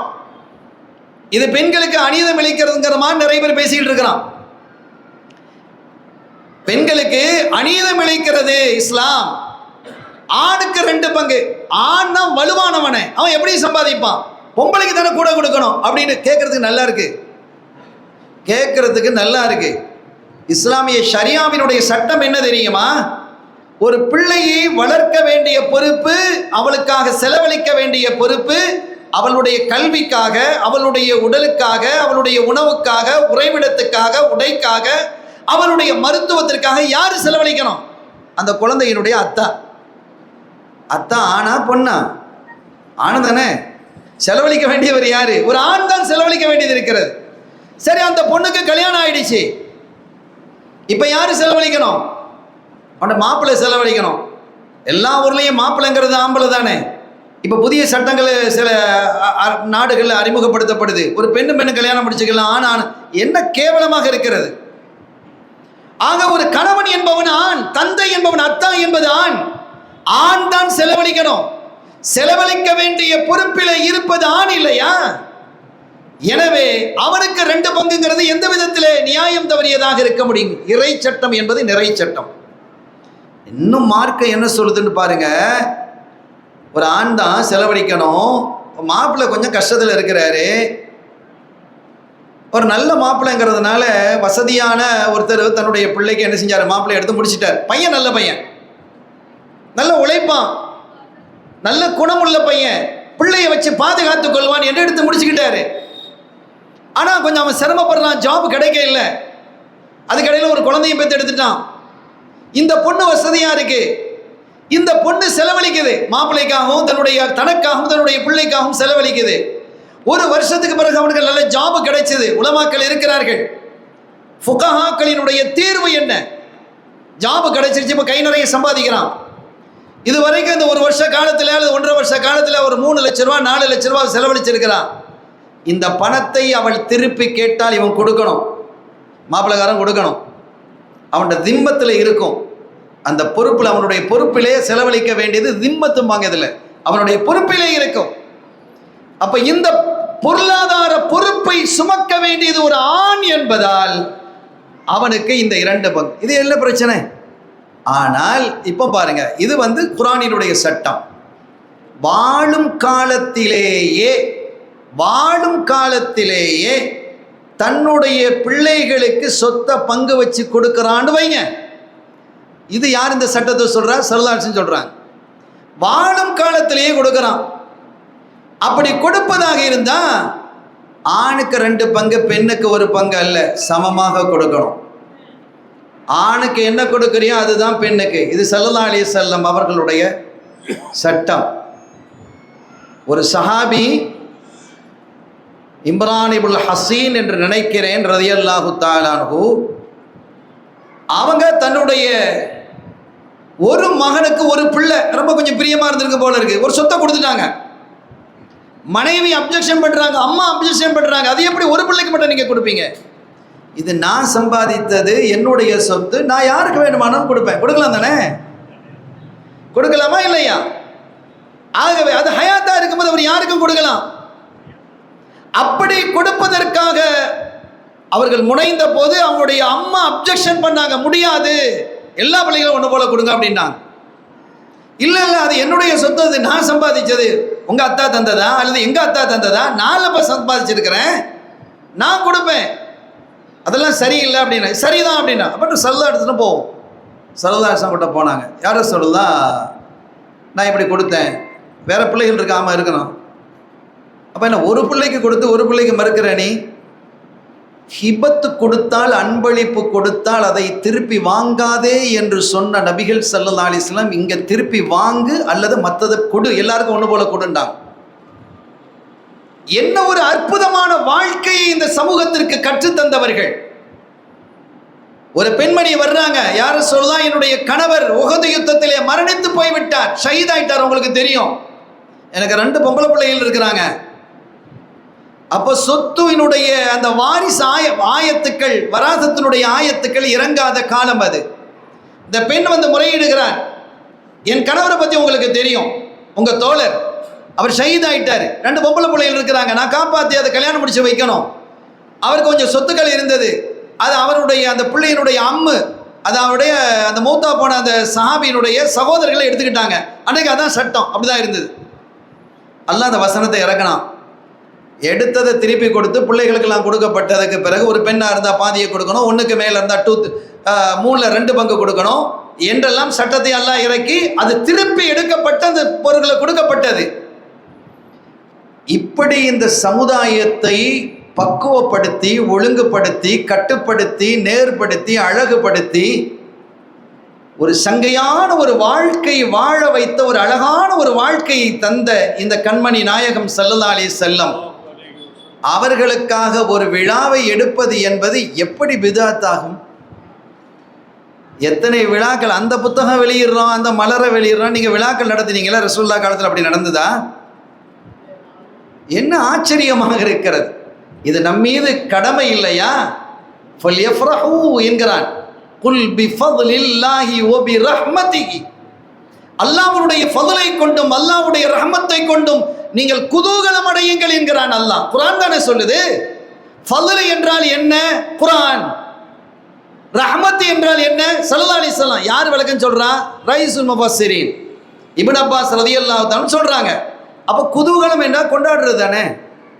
கொண்டாடுகள் என்று குர்ஆன் சொன்னதற்கு பிறகு நாங்கள் குர்ஆனின் வழியில் நடக்கிறோம் என்று சொன்னால் எப்படி? 2 கண்ணும் தெரியாதவனுக்கு நல்ல கண்ணு அப்படின்னு வச்ச மாதிரி குர்ஆனினுடைய வழியிலே நடக்காதவனுக்கு குர்ஆனில் வழியில் நடக்கிறன்னு அர்த்தமா? என்ன அசிங்கம் இது! எவ்வளவு அற்புதமான வழிவகைகளை, நேர் வழியை இந்த சமூகத்திற்கு தந்து சொர்க்கத்தினுடைய வாசனையை நுகர வைத்தவர்கள் கண்மணி முஹம்மதுர் ரசூலுல்லாஹி ஸல்லல்லாஹு அலைஹி வஸல்லம் அவர்கள் என்பதை எண்ணி பார்க்க வேண்டாமா?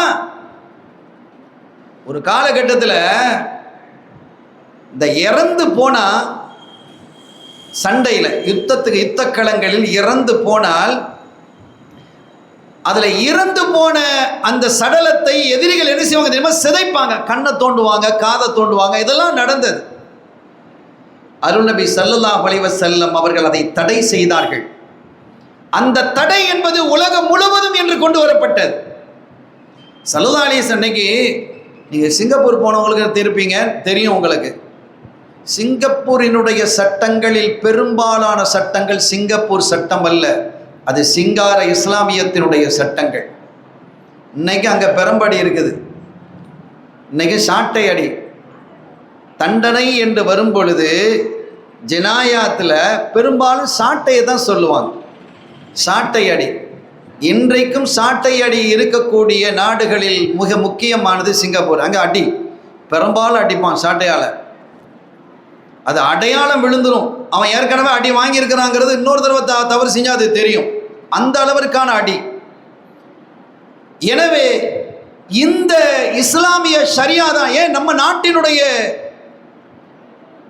தேச பிதாவாக இருந்த காந்திஜி சொல்லலையா, உமரினுடைய ஆட்சியை போல ஒரு ஆட்சி இந்தியாவில் அமைய வேண்டும் என்று? இன்னைக்கு எங்கேயோ போயிடுச்சு.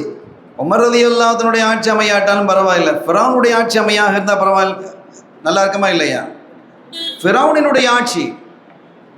அருமையான பெருமக்களே, அந்த உமர் ரலியல்லாஹு தஆலா அவங்க என்ன சொன்னாங்க தெரியுமா?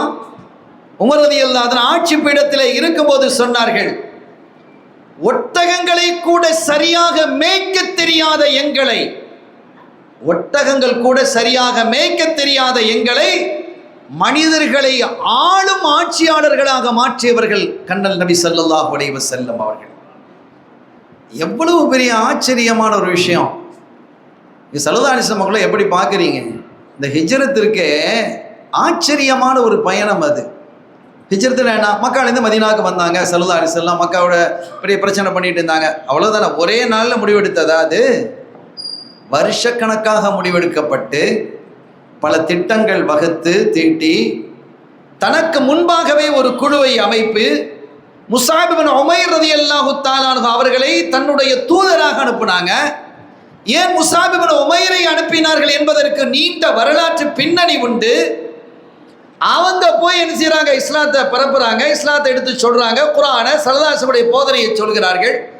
அப்படியெல்லாம் சொல்லி ஒரு அற்புதமான சூழ்நிலை உருவானதற்கு பிறகு சஹாபிகளை கொஞ்சம் கொஞ்சமாக அனுப்பி அதற்கு பிறகு ஸல்லல்லாஹு அலைஹி வஸல்லம் வர்றாங்க. இது ஏதோ ஒரு நாளில் நடந்ததல்ல, ஏறக்குறைய 3 வருடங்கள் அதற்காக திட்டமிட்டு செய்தார்கள். திட்டமிடுதல் என்பதை இந்த சமூகத்திற்கு கற்றுத்தந்தவர்கள் கண்மணி ஸல்லல்லாஹு அலைஹி வஸல்லம் அவங்க. யோசிச்சு பாருங்க சகோதரர்களே, அப்படிப்பட்ட அருள் நபி ஸல்லல்லாஹு அலைஹி வஸல்லம் மக்காவுக்கு வந்த உடனே என்ன செஞ்சாங்க? இன்னைக்கு படிப்பினை நமக்கு தேவை. வந்த உடனே என்ன செய்தார்கள்? பள்ளியை ஒன்று குபால கட்டினாங்க. குபால பள்ளியை கட்டிய உடனே அதற்கு பிறகு என்ன செய்தார்கள் தெரியுமா? மக்கள் கணக்கெடுப்பு என்ன என்று கணக்கெடுப்பு எடுக்க சொல்றாங்க. எவ்வளோ மக்கள் இருக்கிறீங்க? பனு குறைலாவா, யூதர்களா, அவங்க எவ்வளோ இருக்கிறாங்க? பனு நுதைரா, அவங்க எவ்வளோ இருக்கிறாங்க? நீங்க ஹவுஸா, எத்தனை பேர் இருக்கிறீங்க? ஹஸ்ரஜா, எத்தனை பேர் இருக்கிறீங்க? வேற யார் யார் இருக்கிறாங்க? இஸ்லாத்தை ஏற்றுக்கொண்டவர்கள் எத்தனை பேர் என்று கணக்கெடுப்பு முதல் நடத்தினாங்க. இந்த கணக்கெடுப்பு நம்மகிட்ட இருக்கா? இல்லை சகோதரர்களே. ஸல்லல்லாஹு அலைஹி வஸல்லம் காட்டிய வழி அது. ஒவ்வொரு மஹல்லாவிலும் கணக்கெடுப்பு இருக்க வேண்டும். இன்னைக்கு ரொம்ப அவசியம். நான் சொல்வது உங்களுக்கு புரியும் என்று நினைக்கிறேன். வெளியூர்லேருந்து நம்முடைய சகோதரர்கள் வர்றாங்க, வீடுகளை வாடகைக்கு நம்ம விடுறோம். யார் தங்குறா, எவர் தங்குறாங்கிறது நிறைய இடங்களில் தெரியல. இந்த ஊருடைய அமைப்பு என்னன்னு தெரியல. நான் பல ஊர்களில் பார்த்துருக்கிறேன், பல மக்கள் சொல்லியிருக்கிறாங்க. எத்தனை பேர் வர்றாங்க, வீடுகளில் வாடகை இருக்கிறாங்க. அவங்க யார்? அவங்க யார்? அவர்கள்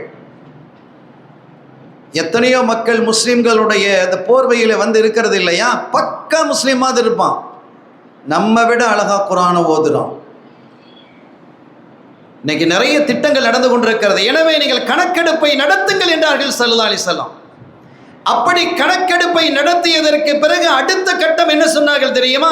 அன்சாரிகள் அழைத்து, எங்கெல்லாம் என்ன செய்றீங்க? நாங்களாம் விவசாயிகள், இதை விதைக்கிறோம், இதை விதைக்கிறோம், பேரிச்சம்பழம் முக்கியம், மற்ற சில விவசாயங்களும் இருக்குது. இந்த விவசாய பொருள்கள்லாம் நீங்கள் என்ன செய்கிறீங்கன்னு கேட்டாங்க. நாங்கள்லாம் பனு குறைலால கொடுப்போம், பனு நுதைரில் கொடுப்போம்.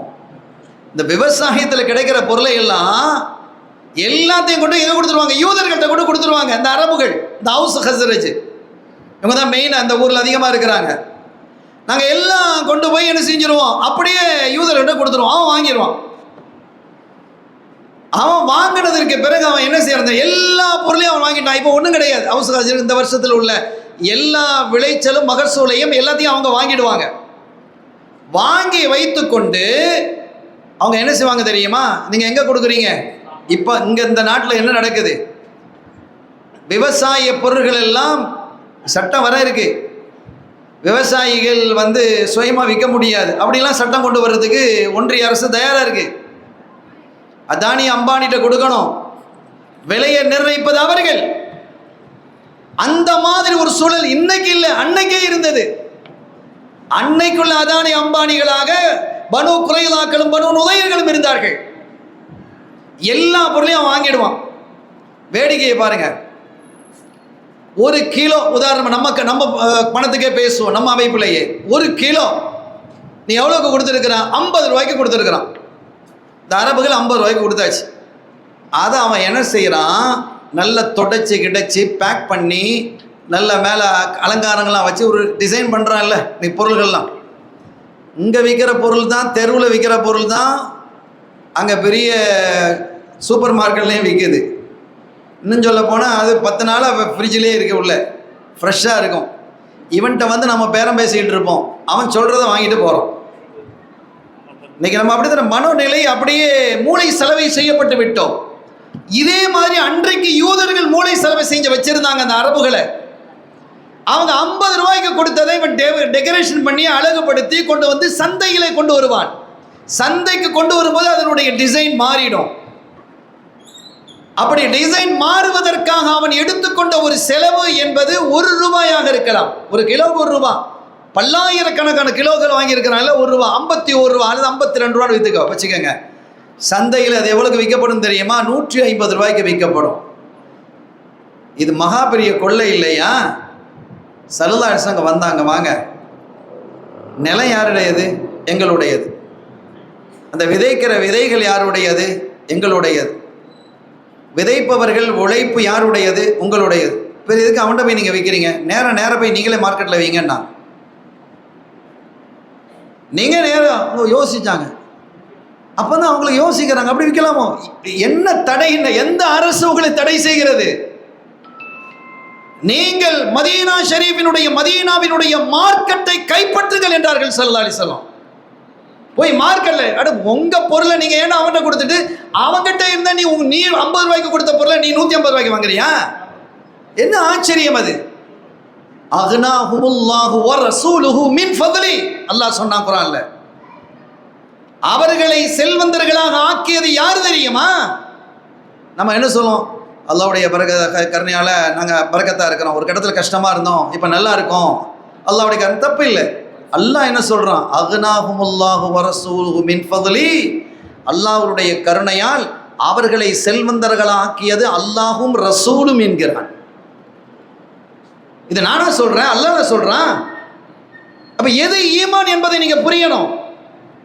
அல்லாஹ் எவ்வளவு பெரிய இடத்தை ஸல்லல்லாஹு அலைஹி வஸல்லம் அவர்களுக்கு கொடுத்திருக்கிறான். அக்னாஹுமுல்லாஹு வ ரசூலுஹு மின் ஃபத்லிஹி, தன்னுடைய அருளின் காரணத்தினால், ஃபத்லின் காரணத்தினால் அவர்களை செல்வந்தர்களாக ஆக்கியது அல்லாஹும் ரசூலும் என்கிறான். ஒருத்தர் செல்வந்தராக அல்லாஹ் ரசூலும். குர்ஆன் சொல்வது தானே, குர்ஆன் வழி தானே நீங்க பேசுறீங்க, பேசுங்க.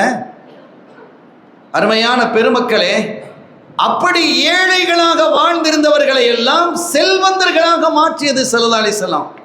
பொருளாதாரத்தை கற்றுத்தந்தார்கள், விவசாயத்தை கற்றுத்தந்தார்கள், கல்வி கற்றுக் கொடுப்பது எப்படின்னு கற்றுத்தந்தாங்க. இன்னைக்கு கியூபா ஒரு செய்தியை அறிவிக்கிறது. ஒருத்தருக்கு, ஒரு டீச்சருக்கு எத்தனை மாணவர்கள்? ஒரு ஸ்டூடெண்ட்ஸு, ஒரு டீச்சர் இருக்கிறாரு, அவருக்கு எத்தனை ஸ்டூடெண்ட்ஸ் இருக்கலாம் ஒரு கிளாஸ்ல?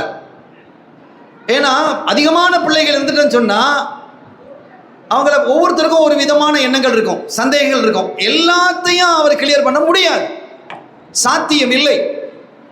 நீங்கள் தொலை தூர சிந்தனையோடு இந்த செய்திகளை எல்லாம் நீங்க பார்க்கணும். இந்த செய்திகள் உங்களை விட யார் மீலாதையும் வசந்தத்தையும் மறுக்கிறார்களோ, தேவையில்லை என்கிறார்களோ, அவர்கள் இதை சிந்திக்கணும்.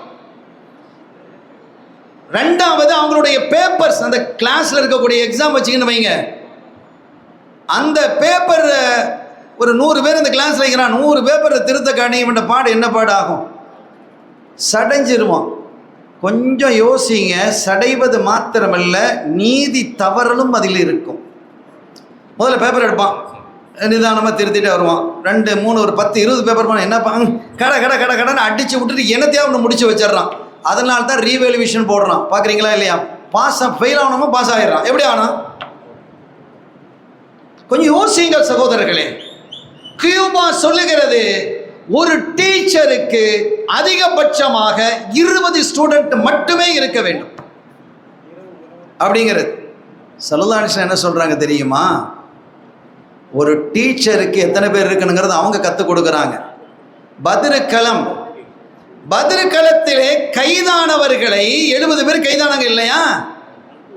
அவங்கள்ட்ட சொன்னாங்க, நீங்கள் ஒன்று இஸ்லாத்தை வந்துட்டா நீங்கள் கைதியிலிருந்து வெளியில் போயிடலாம், அல்லது நீ உங்களுக்கான சில தொகையை நான் நிர்ணயிக்கிறேன், அந்த பிணை தொகை, அது உங்கள் குடும்பத்தார் இந்த பிணை தொகையை தந்தான் நீங்கள் விடுதலை ஆக்கிடலாம். மூணாவது ஒன்று சொன்னாங்க பாருங்க, எங்கள் பிள்ளைகளில் படிக்க தெரியாத எழுத தெரியாத பிள்ளைகளில் 10 பேருக்கு நீங்கள் படித்து கொடுத்தா நீங்கள் விடுதலைன்னு சொன்னாங்களா இல்லையா? ஒரு டீச்சருக்கு சரியான எண்ணிக்கை 10 பேர் தான். அப்போ தான் அந்த பிள்ளைகள் சரியாக வளரும், எல்லா பிள்ளைகளையும் சரி சமமாக கணிக்க முடியும். இப்படி கல்வித்துறையிலே ஒரு ஆளுமையை ஏற்படுத்தி அது எப்படி இருக்க வேண்டும் என்று கற்றுத்தந்த கண்மணி நாயகம் ஸல்லல்லாஹு அலைஹி வஸல்லம் அவர்கள் பிறந்த இந்த அற்புத மாதத்தை வரவேற்பது என்பது நம் மீது தார்மீக கடமை இல்லையா? கொஞ்சம் யோசிங்க. நம்ம பிள்ளைகளுக்கு இதெல்லாம் கற்றுக் கொடுக்கணும். நான் நிறைவுக்கு வருகிறேன், ஆனால் சொல்ல வேண்டிய செய்தி நிறைய இருக்கு. நான் ஏன் இந்த விழா என்பதற்கான காரணங்களை, கோடி காரணங்களில் ஒரு கொடி போன்ற காரணத்தை நான் சொல்லியிருக்கிறேன். நான் சொல்லிக்கொண்டே செல்ல முடியும், ஃபஜ்ர் வரைக்கும் பேசலாம். அவ்வளவு தகவல்கள் ஸல்லல்லாஹு அலைஹி வஸல்லம் வாழ்க்கையில குவிந்து கிடக்கிறது. இப்படிப்பட்ட ஒரு புரட்சியை, எழுச்சியை இந்த சமுதாயத்திற்கு தந்து, இந்த ஈராக் இந்த யுத்தம் நடப்பதற்கு முன்பாக ஈராக் நல்ல வளம் பொருந்திய நாடாக இருந்தது. ஸல்லல்லாஹு அலைஹி வஸல்லம் அவர்கள் இந்த அஷராத்து ஸாஆ, கியாமத்தினுடைய அடையாளங்கள் அப்படின்னு சொல்லி வரக்கூடியதில் அவங்க சொல்றாங்க, ஈராக்கினுடைய பொருளாதாரம் சரியும் என்றார்கள். ஈராக்கினுடைய பொருளாதாரம் சரியும், அது கியாமத்தினுடைய அடையாளத்தில் ஒன்று என்றார்கள். ஈராக்கினுடைய பொருளாதாரம் எப்படி இருந்தது தெரியுமா? ஈராக்கினுடைய காசுக்கு தீனார்னு பேரு. ஒரு தீனாரை வாங்குவதற்கு 2.25 அல்லது 2.5 டாலர் கொடுக்கணும், US டாலர் கொடுக்கணும். 2.5 US டாலர் அல்லது 2 ஆக குறைஞ்சது 2ன்னு வைங்க, 2 US டாலர் கொடுத்தா தான் ஒரு தீனார், ஈராக்கினுடைய தீனாரை வாங்க முடியும். எல்லா நாடுகளிலும் பொருளாதாரம் சரியத்தான் செய்யுது. நம்ம நாடு மட்டும் என்ன வாழுதா? சரியத்தான் செய்யுது. ஆனால் நம்ம நாட்டை சொல்லலையே ஸல்லல்லாஹு அலைஹி வஸல்லம்.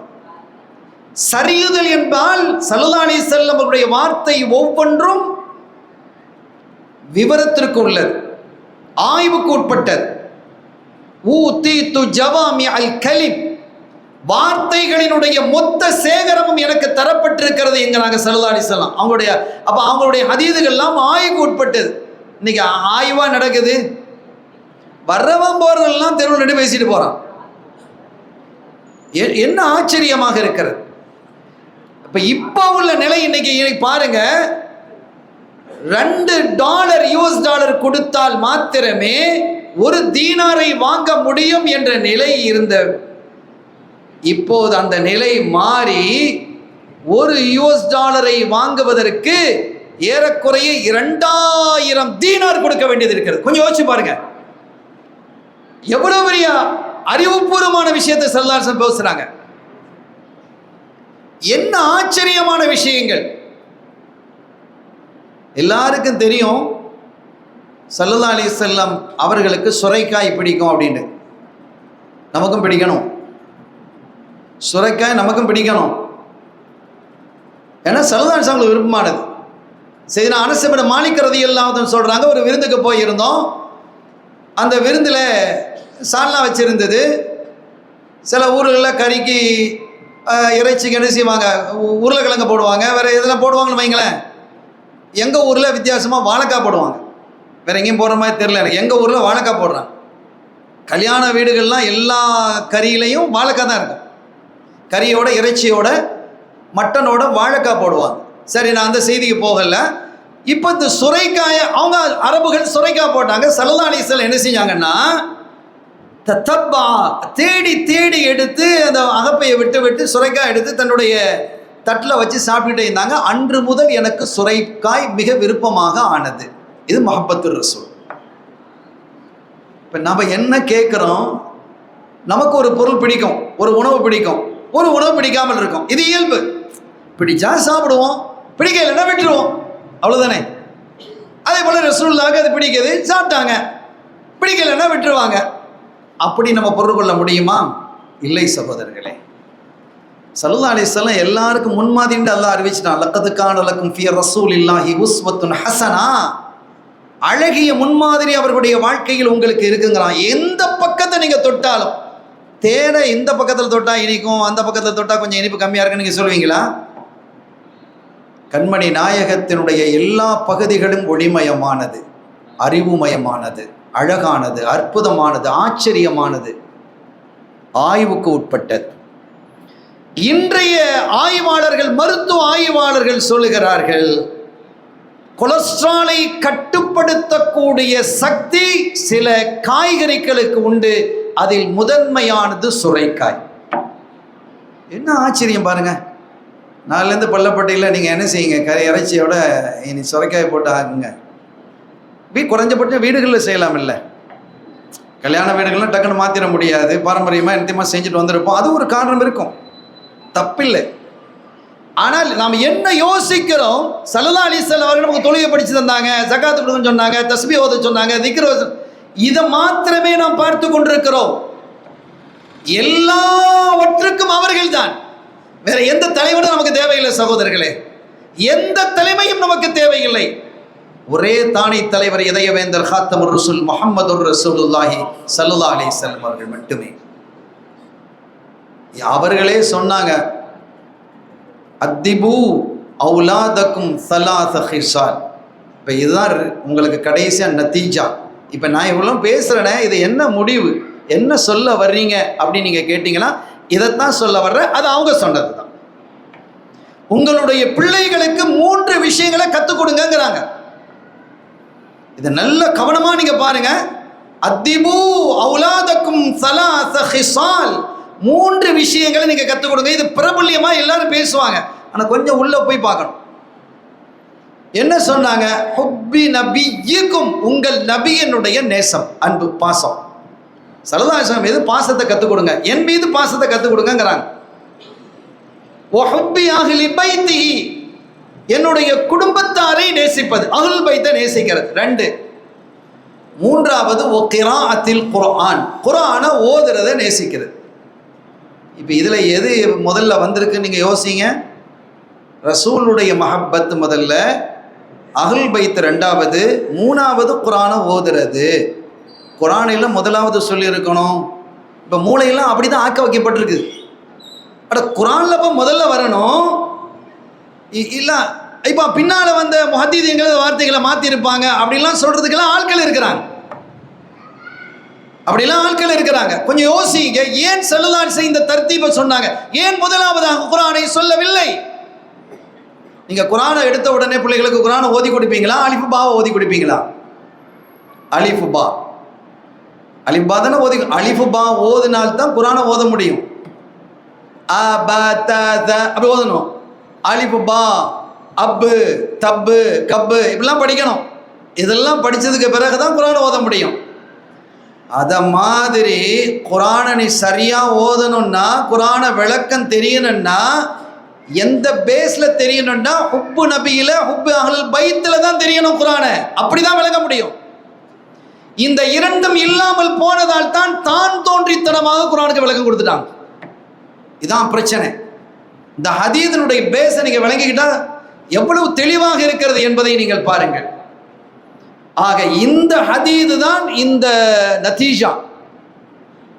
ஹுப்பி நபிய்யிக்கும் வ ஹுப்பி அஹ்லி பைத்திஹி வ கிராஅத்தில் குர்ஆன். இன்னைக்கு குர்ஆன் எல்லாம் பிள்ளைகள் நல்லா ஓதுறாங்க, நல்லா ஓத வைக்கிறாங்க. நிறைய இடங்கள்ல நாங்க பார்க்கிறோம். ரசூலுல்லாஹ்வோட அம்மா யாருன்னு கேட்ட தெரியல. நம்ம உங்களுக்கு ஃபிக்ஹுடைய இமாம்கள் எழுதுவாங்க, ஸல்லல்லாஹு அலைஹி வஸல்லம் அவர்கள் எங்கு பிறந்தார்கள், எங்கு வஃபாத்தானாக, அவர் தாயார் யார், தந்தையார் யார் என்பது தெரிவது ஃபர்து வாஜிப்னு எழுதுறாங்க. தெரியுமா? இந்த ஃபுகாக்களை சாதாரணமான ஃபுகாக்களை பத்தி பேசினாதான் அவங்க யாரு அப்படிங்கிறது புரிய வரும். நான் அங்க போகல. எனவே அப்போ ரசூலுல்லாஹ்வினுடைய பேரண்ட்ஸ் பேரை தெரிகிறது நம்ம மீது ஃபர்துன்னு இருக்கும்போது, இவன் பேரண்ட்ஸையே இஸ்லாத்தை விட்டு அப்பாற்படுத்துறானா எவ்வளவு பெரிய ஆபத்துங்கிறத யோசிங்க. ஸல்லல்லாஹு அலைஹி வஸல்லம் அவர்களுடைய அம்மா யாரு, வாப்பா யாருங்கிறது தெரிகிறது ஃபர்து வாஜிபு. நமக்கு ஃபர்துனாலும் வாஜிபுனாலும் ஒரே கருத்துல நான் பேசுறேன், கடமைங்கிறத கருத்துல. ஷாஃபியை பொறுத்த வரைக்கும் ஃபர்துனாலும் வாஜிபுனாலும் ஒன்று தான், ஹனஃபியில மாறுது. கிட்டத்தட்ட ரெண்டும் ஒரே அந்தஸ்துல இருக்கிறதான் கடமை மொத்தத்தில். அப்போ ஒரு பெற்றோருடைய பெயரை தெரிவது, ரசூலுல்லாஹ்வுடைய பெற்றோரை பெயரை தெரிவது கடமை என்றால், ஸல்லல்லாஹு அலைஹி வஸல்லம் பெற்றோர் இஸ்லாத்துல இல்லைன்னு இவங்க பேசுறாங்களே, இவங்க எதை சொல்ல வர்றாங்கன்னு நீங்க யோசிங்க. எவ்வளவு பெரிய ஆபத்து. அப்ப நம்ம பிள்ளைகளுக்கு நம்ம என்ன சொல்லிக் கொடுக்குறோம்? அம்மா அப்பா பேரே தெரியல. நம்முடைய இமாம்கள் சொல்றாங்க, அதுநாள் வரைக்கும் 21 தலைமுறைகளை உங்க பிள்ளைகளுக்கு படிச்சு கொடுக்கணுங்கிறாங்க. ரசூலுல்லாஹ்வுடைய வாப்பா, வாப்பாவுடைய வாப்பா, அத்தாவுடைய அத்தா, அத்தா, அதுநாள் 21 தலைமுறை, அது வரைக்கும் உங்க பிள்ளைகளுக்கு நீங்க படிச்சு கொடுக்கறது கடமைன்னு சில பேர் எழுதுறாங்க. வரலாறுகள் தெரியல நம்ம பிள்ளைகளுக்கு. ஸல்லல்லாஹு அலைஹி வஸல்லம் எப்படியோ ஆக்கிட்டு போயிட்டாங்க. பிள்ளைகளுடைய இந்த ஊரை பொறுத்த வரைக்கும் ஒரு வகையில பாராட்டலாம். எனக்கு பெரிய ஆச்சரியமா இருக்கு. அல்லாஹ் அதை தாக்கு பிடிக்க வைக்கணும். எல்லா பிள்ளைகளுடைய தலைகளையும் தொப்பி இருக்கு. எங்க ஊர்ல எல்லாம் மாறிடுச்சு. சரி, தொப்பி மட்டும் இல்லை, தொப்பிக்கு உள்ள இருக்கிற மண்டையில் இருக்கக்கூடிய மூளையை கழட்டிட்டான். ரெண்டையும் சேர்ந்து போயிடுச்சு. எவ்வளவு பெரிய ஆபத்தான ஒரு விஷயம். நம்ம பிள்ளைகள் எந்த ஒரு மஜ்லிஸ்ல உட்கார்ந்தாலும் கூட தொப்பி இல்லாம உட்கார்றான். ஒரு அதப்பு இல்லையா? ஆனா தொப்பி இஸ்லாத்துல உள்ளது இல்லைன்னு சொன்னவன் தலையில தொப்பி போட்டுட்டு தான் இன்னைக்கு இருக்கான். என்ன ஆச்சரியம்! அதை கேட்கறதுக்கு உண்டான சக்தி கூட, மூளை கூட இவங்களுக்கு இல்லை. அப்ப எந்த அளவு மூளை செலவை செய்யப்பட்டிருக்கான்னு பாருங்க. யோசிக்கணும் சகோதரர்களே. என்ன செய்ய சொல்கிறேன் என்றால், உங்களுடைய பிள்ளைகளை வீட்டில் உட்கார்ந்து மௌலிது ஓத வைக்கணும் இந்த ரபியுல் அவ்வல்ல. அதுதான் இந்த நிகழ்ச்சியினுடைய வெற்றிக்கு காரணமாக அமையும். செய்யலாமா? இன்ஷா அல்லாஹ். நம்ம எல்லாரும் ஓதணும், நம்ம பிள்ளைகளை ஓதணும். பள்ளிகள், எல்லா பள்ளிகளும் அல்ஹம்துலில்லாஹ். எங்க ஊரை பொறுத்த வரைக்கும் இந்த விஷயத்துல ஓரளவு எவ்வளவு பரவாயில்ல. பெரும்பாலான வீடுகளிலே மௌலிது ஓதுறாங்க. அல்லாஹ் மன்னிக்கணும், நான் பெருமைக்காக சொல்லவில்லை. எங்களுடைய மாஸ்கர் ரஹ்மான் ஆரம்பித்ததற்கு பிறகு இப்போ என்ன செய்வாங்க தெரியுமா? எங்கள் பிள்ளைகள் வரிசையா ஒவ்வொரு நாளும் தங்களுடைய வீடுகளில் அவங்களாம் உட்காந்து 5-6 பேர் உட்காந்து வீட்டில் அம்மா சின்னம்மா அவங்க உட்காந்து ஓதிடுவாங்க. அப்புறம் 11 வரைக்கும் மகரிபுக்கு பிறகு உட்காந்து ஓதுவாங்க. 12க்கு ஓத மாட்டாங்க. 12க்கு ஓத மாட்டாங்க. எல்லாம் முடிஞ்சு நைட்டில் நேரத்தோடையே சீக்கிரமாக, எவ்வளோ சீக்கிரமாக படுக்கணுமோ படுத்துடுவாங்க. படுத்துட்டு தஹஜ்ஜுடைய வேளையில் ஸல்லல்லாஹு அலைஹி வஸல்லம் அவர்கள் பிறந்த வேலை என்று ஒன்று இருக்குல்ல, அதுக்கு முன்னால் எழுந்து உடனே குளித்து நல்ல புத்தாடை பூண்டு அத்தர் பூசி அந்த மணக்க வைத்து அந்த நேரத்திலே உட்கார்ந்து மௌலிது ஓதுவாங்க. இந்த நிகழ்ச்சி நம்முடைய மாஸ்கர் ரஹ்மான் வந்ததற்கு பிறகு காயல் மாநகரத்தில் பல வீடுகளில் நடந்து கொண்டிருக்கிறது. அருமையான பெருமக்களே, நம்ம அன்பை வெளிப்படுத்துவதற்கு எத்தனையோ வழிகள் இருக்கிறது. ஒரு மனிதன் தன் மீது, தாயின் மீது காட்டக்கூடிய அந்த பாசத்தை வெளிப்படுத்துறதுக்கு, அந்த பாருங்களேன், ஸல்லல்லாஹு அலைஹி வஸல்லம் அந்த தாயின் மீது பாசம் காட்டுறதுக்கு கூட ஒரு வழியை சொல்லி தர்றாங்க. அட சொர்க்கத்தை எங்கடா போய் தேடிட்டு அடக்குறான், உங்க அம்மாவுக்கு காலுக்கு கீழே தாண்டா இருக்கு சொர்க்கம் அப்படிங்கிறாங்க. அல் ஜன்னத்து தஹ்த அக்தாமில் உம்மஹாத். இந்த பெண்கள் எவ்வளவு பாசம் கொண்டவர்களாக இருக்கணும் ஸல்லல்லாஹு அலைஹி வஸல்லம். எல்லாரும் தான் உங்களை எவ்வளவு உயரத்துக்கு கொண்டு வந்து வச்சிருக்கிறாங்க கண்மணி ஸல்லல்லாஹு அலைஹி வஸல்லம். இன்னொன்று சொன்னாங்க, மாக்கான முஹம்மதுன் அபா அஹதின் மிர் ரிஜாலிக்கும், உங்களில் எந்த ஆணுக்கும் ரசூல் ஸல்லல்லாஹு அலைஹி வஸல்லம் தந்தை இல்லை என்று அல்லாஹ் சொன்ன போது ஸல்லல்லாஹு சொன்னாங்க, ஆனா அபுல் பனாத், நான் பொம்பளை பிள்ளைகளுடைய அத்தாண்டாங்க. அருமையான தாய்மார்களை, இதையெல்லாம் நீங்கள் வந்திருக்கிறீங்க, எதற்காக இதை சொல்கிறேன் என்றால், உங்கள் இதயத்தில் இருக்கக்கூடிய ஐஷ்கர் ரசூல் இன்னும் அதிகம் பொங்கணும். உங்கள் பொம்பளை பிள்ளைகளுக்கு ஆம்பளை பிள்ளைகளுக்கு இதை நீங்கள் கற்றுக் கொடுக்கணும். சமுதாயத்தில் பெண்களுக்கென்றான ஒரு மரியாதையையும் கண்ணியத்தையும் கற்றுத்தந்தவர்கள் அவர்கள் இல்லையா? நீங்கள் உட்கார்ந்துருக்கிற ஒவ்வொரு நொடியும் இபாதத். ஸல்லல்லாஹு அலைஹி வஸல்லம் பற்றி பேசுறது இது யாருக்கு சந்தோஷத்தை தருகிறதோ இல்லையோ அல்லாஹ்விற்கு சந்தோஷத்தை தரும். ரப்புக்கு சந்தோஷம். ஏன் ஹபீபை பற்றி பேசும், என் பிள்ளைய பற்றி என்கிட்ட ஒருத்தன், மாஷா அல்லாஹ், அந்த பிள்ளை யாரு? உங்கள் பிள்ளையா? சுபஹானல்லாஹ், ஸ்ரீதேவி பிள்ளை, என்ன அருமை அப்படின்னு சொன்னால் எனக்கு சந்தோஷமாக இருக்குமா இல்லையா? உங்கள் பிள்ளைய பற்றி உங்ககிட்ட வந்து சொல்கிறார் ஒருத்தர், அல்லது ஒரு வாத்தியார் சொல்கிறாரு, 4th ஸ்டாண்டர்ட் படிக்கிற பிள்ளையா, சுபஹானல்லாஹ், என்ன ஆச்சரியம், ரொம்ப அருமையான பிள்ளை, அறிவான பிள்ளை, நல்ல ஒழுக்கம் பண்பு அப்படின்னு வாயார புகழ்ந்தால் உங்களுக்கு எப்படி இருக்கும்? மகிழ்வும் சந்தோஷம் இருக்கும் இல்லையா? இப்போ அல்லாஹ்வுடைய ஹபீபை புகழ்ந்தால் அல்லாஹ்வுக்கு சந்தோஷம் இருக்குமா இல்லையா? அதுதானே ஹபீபுக்கான அடையாளம். என் நேசரை, என்னுடைய நண்பரை ஒருத்தர் புகழ்ந்து சொன்னால் எனக்கு சந்தோஷம் இருக்கணும். அப்போ தான் நான் நண்பன், அப்படி இல்லைன்னா நான் துரோகி. அல்லாஹ்வை விட மிக உயர்ந்த நண்பன் யார் இருக்கிறாங்களா? ஸல்லல்லாஹு அலைஹி வஸல்லம் தன்னுடைய வாழ்வின் இறுதி பகுதியில் அல்லாஹும்ம ரஃபீக்குல் அலா, என்னுடைய உயர்ந்த நண்பனே அப்படின்னு தான் சொல்லி தன்னுடைய வாழ்க்கையை நிறைவுபடுத்தினாங்க இல்லையா? எனவே ஸல்லல்லாஹு அலைஹி வஸல்லம் அவர்களை பற்றி பேசும் ஒவ்வொரு வார்த்தையும், ஒவ்வொரு வாக்கியமும், ஒவ்வொரு வரலாறும் அது மிகப்பெரிய இபாதத். அல்லாஹ்விற்கு மிகப்பெரிய சந்தோஷத்தையும் தரும். அவன் மகிழ்வு கொள்ளக்கூடிய காலம் இது, ஆனந்தம் கொள்ளக்கூடிய காலம் இது. அல்லாஹ்வினுடைய ஆனந்தத்தை பெறுவதற்காக நம் இல்லங்களில் ஒவ்வொரு மஸ்ஜிதுகளிலும் நாம் கண்டிப்பாக மௌலிது ஷரீஃபை ஓதணும். இதில் என்ன சொல்கிறான், அந்த மௌலிதில் நிறைய பிழை இருக்குது, இதெல்லாம் நிறைய பேசிட்டோம், பேசி எல்லாம் முடிஞ்சுது. நிறைய உலமாக்கள் தெளிவான விளக்கங்களை கொடுத்துட்டான். மௌலிதில் அப்படி இருக்குது, இப்படி இருக்குது, எப்படி இருக்குது. அப்போ அவன் எங்கிட்டையும் வந்து ஒருத்தன் சொன்னான், சரிப்பா, ஒரு வாதத்துக்காக நீ எதெல்லாம் கூடாதுன்னு சொல்றியா, அந்த தப்பான வார்த்தைன்னு சொல்றியா, அதை நீக்கிட்டு இப்போ ஓதலாமா? இல்லை, அப்பவும் ஓதக்கூடாது. அப்போ எதுக்கு நீ கிடக்குற? நீ மொத்தத்துலேயே ஓதக்கூடாதுன்னு சொல்லு. ஒருத்தன் பயணம் போகிறான்னு வைங்க, ஒருத்தன் சென்னைக்கு போகிறான். தம்பி, நீ எதில் போகிற? காரில் போறியா, பஸ்ஸில் போறியா, ட்ரெயினில் போறியா? கேட்கலாமா இல்லையா? கேட்கலாம். அவன் பயணமே போக இல்லை, நீ எதில் போகிறேன்னு நீ கேட்போமா?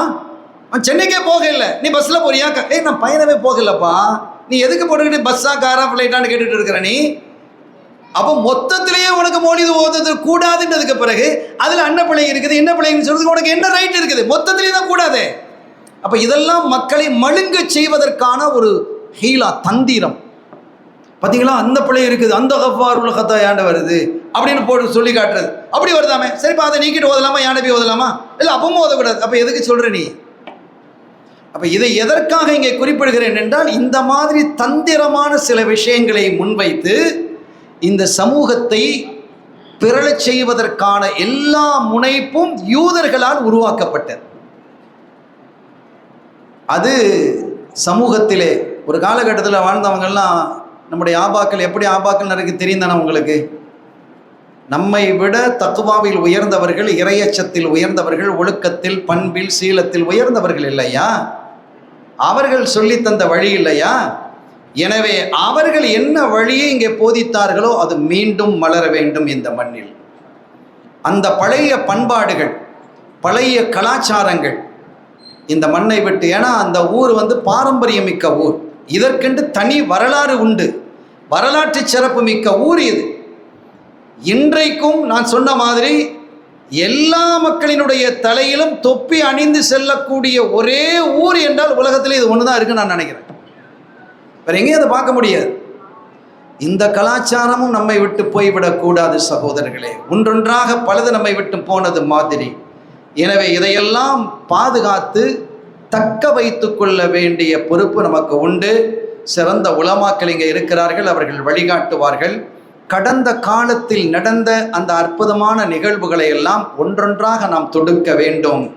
அதன் வழியில் கண்மணி நாயகம் முஹம்மதுர் ரசூலுல்லாஹி ஸல்லல்லாஹு அலைஹி வஸல்லம் அவர்களுடைய அன்பையும் நெருக்கத்தையும் நாம் பெற வேண்டும் என கூறிக்கொண்டு, இறுதியாக ஒரு ஸல்லல்லாஹு அலைஹி வஸல்லம் உடைய சஹாபாக்கள் சில பேர் சொல்கிறாங்க, எங்களுக்கு நாங்கள் ஈமான் கொண்ட பொழுது, அல்லாஹ்வையும் ரசூலை ஈமான் கொண்ட பொழுது எங்களுக்கு அடைந்த பேரின்பம் இருக்குது, அதுக்கு நிகராக ஒன்றும் கிடைக்கல, ஒன்றும் இல்லை.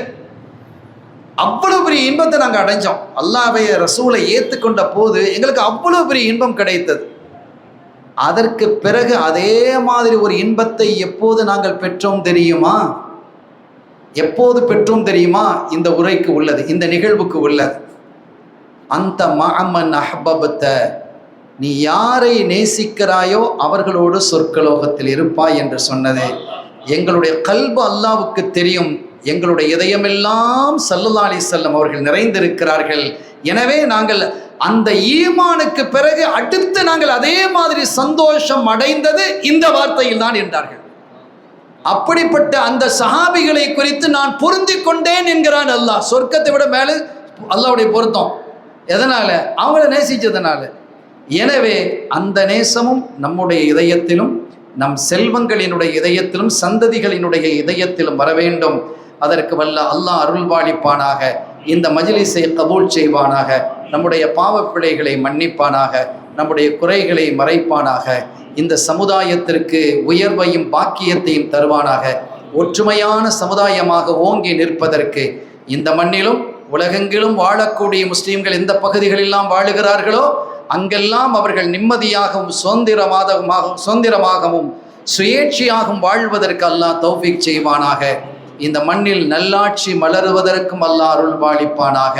எல்லா விதமான கொடிய சதிகார செயல்களை விட்டும் இந்த நாட்டில் வாழக்கூடிய எல்லா சமய மக்களையும் அல்லாஹ் பாதுகாப்பானாக. இந்த மஜ்லிஸை கபூல் செய்வானாக. இதை நடத்தியவர்கள், இதற்காக துணை நின்றவர்கள், வருகை தந்தவர்கள், ஆலோசித்தவர்கள் யாவருக்கும் அல்லாஹ் மேலருள் பாலிப்பானாக. யாவரையும் பொருந்திக் கொள்வானாக. பிஹக்கி ஹபீபிஹி ஸல்லல்லாஹு அலைஹி வஸல்லம். எல்லாம் வல்ல அல்லாஹ்வின் அருளையும் ஸல்லல்லாஹு அலைஹி வஸல்லம் அவர்கள் ஷஃபாத்தையும் பெறுவோமாக.